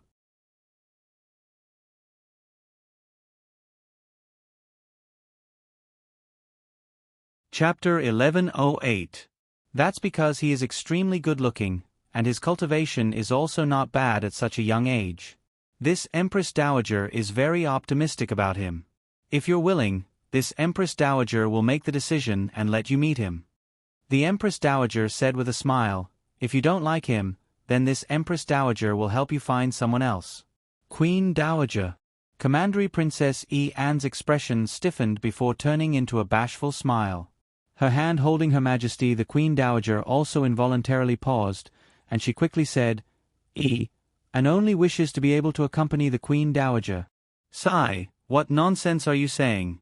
The Queen Dowager cast her a glance before harumphing, "I am just an old woman, so it's fine with Feng Gu accompanying me. You are so young, so of course you have to find a good in-law. What is there to be shy about? My youngest granddaughter-in-law hasn't even turned 15 this year, yet she has already been engaged to my grandson.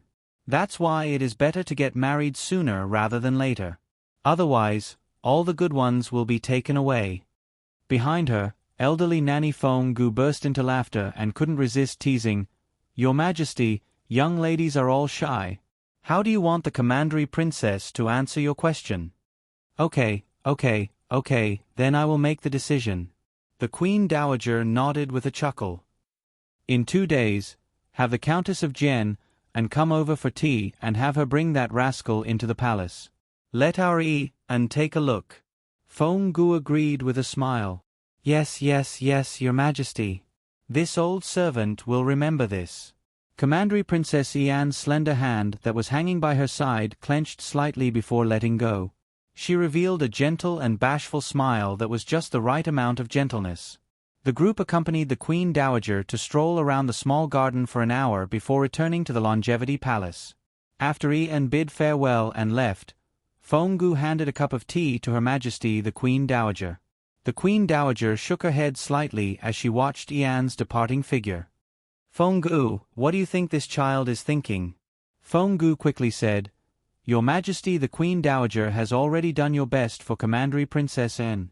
The Commandery Princess will definitely understand." This morning, We only mentioned casually that the crown prince should also like such good pastries. But to her, it would become, following an imperial edict, to deliver pastries to the Eastern Palace. If the crown prince wasn't smart enough, he might even develop a grudge against his grandmother. Feng-gu nodded slightly. Your Highness's eyes are as sharp as torches. What can be hidden from your Highness's eyes?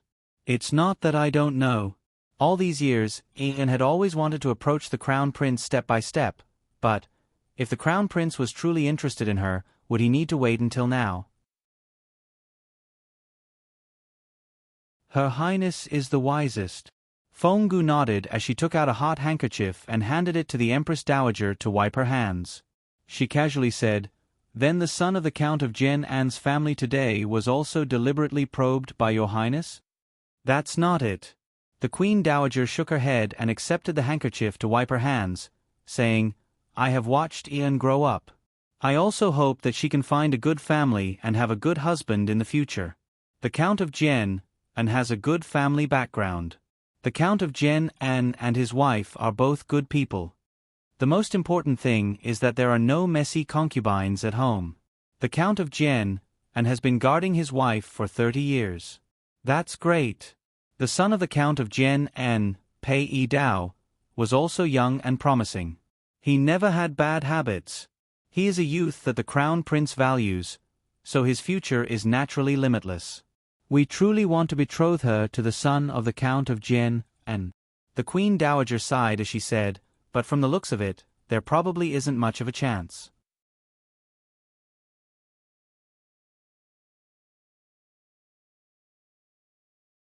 Chapter 1109. Ian will definitely understand your Majesty's painstaking efforts in the future. It's also my fault for not disciplining him strictly. The great king's current state is mostly due to my spoiling. Back then, let's not talk about it. What's done is done, and it can't be remedied.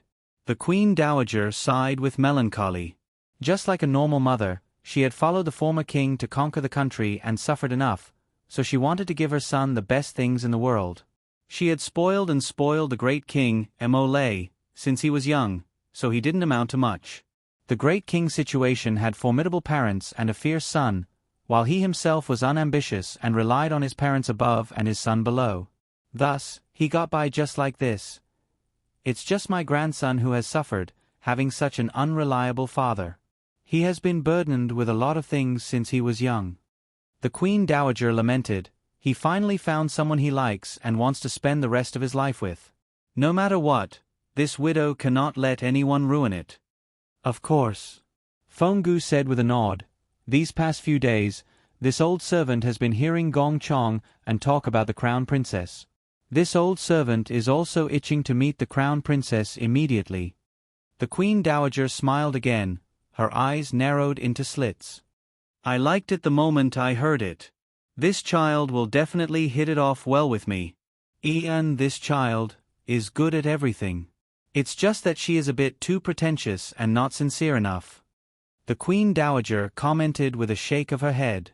Ian actually didn't understand the Queen Dowager. The Queen Dowager was an honest elderly lady, and it wasn't without reason that she liked the Crown Prince and Little Twelfth.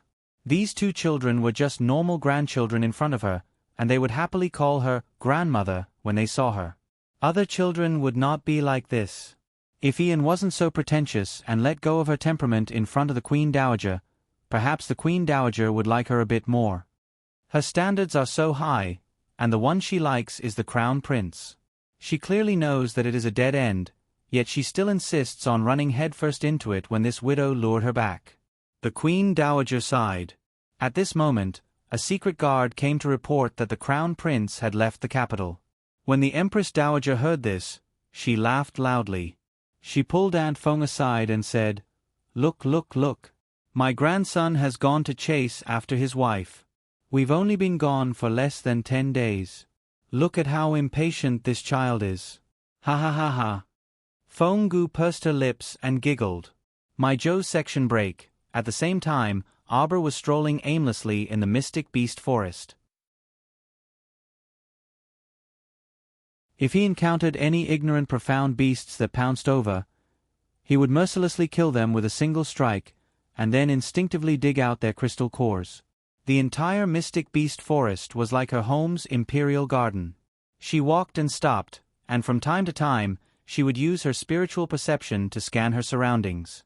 She was searching for a better place with dense mystic energy to cultivate. In front of them was a small stream, the sound of water flowing through the forest. Sikong Fuling, who was sitting on a rock by the stream and washing her prey, turned her head warily when she heard faint footsteps. He couldn't help but stare blankly. Arbor walked over expressionlessly. After surveying the surroundings with his spiritual perception, he stretched out his leg to walk forward. Hey, there's water up ahead. You'll get wet if you step in. Sikong Fuling quickly stood up and pulled him back. Arbor turned his head, his unfocused gaze landing on her face. Gulp! A loud rumbling sound came from his stomach. Sikong Fuling couldn't help but smile after being taken aback. She pulled him back a few steps. Wait here.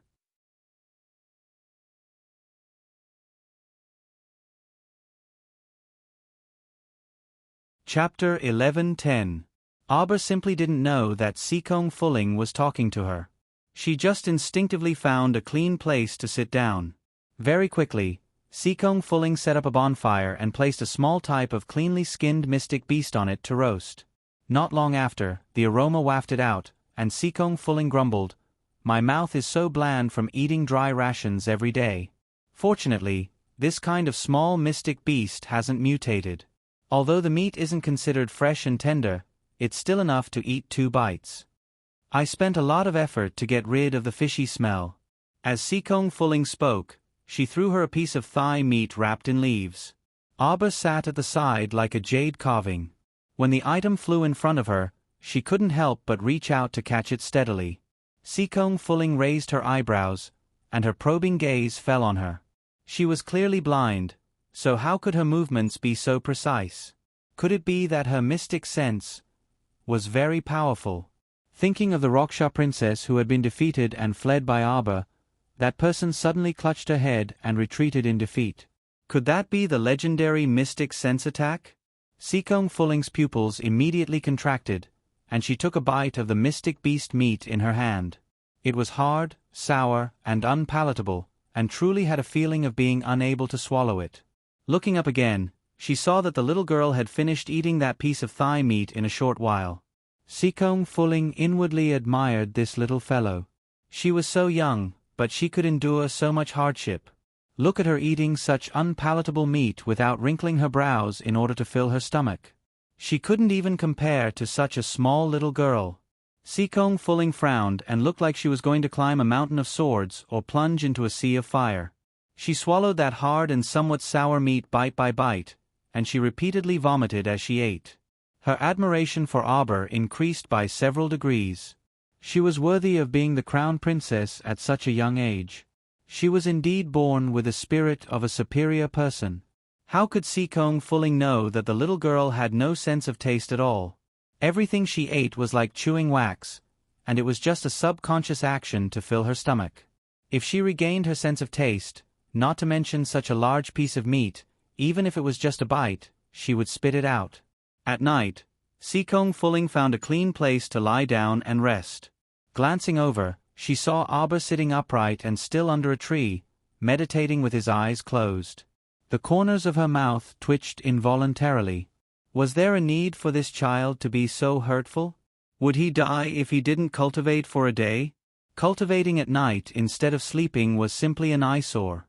She touched the dagger beside her and tossed and turned for most of the night. Then she sat up and looked at Arbor's expressionless face in the darkness. Right now, she should be completely immersed in cultivation. Gritting her teeth, Sikong Fuling stood up and agilely walked to her side. Should she make a move on her? That vicious little fellow had almost taken his elder brother's life with that slash of his saber.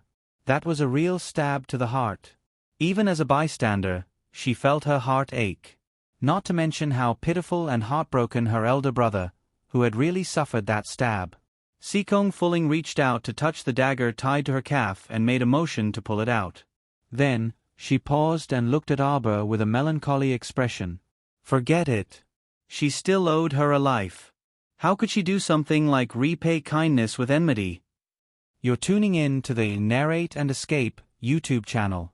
Don't forget to subscribe and join us on this journey to catch the most captivating stories.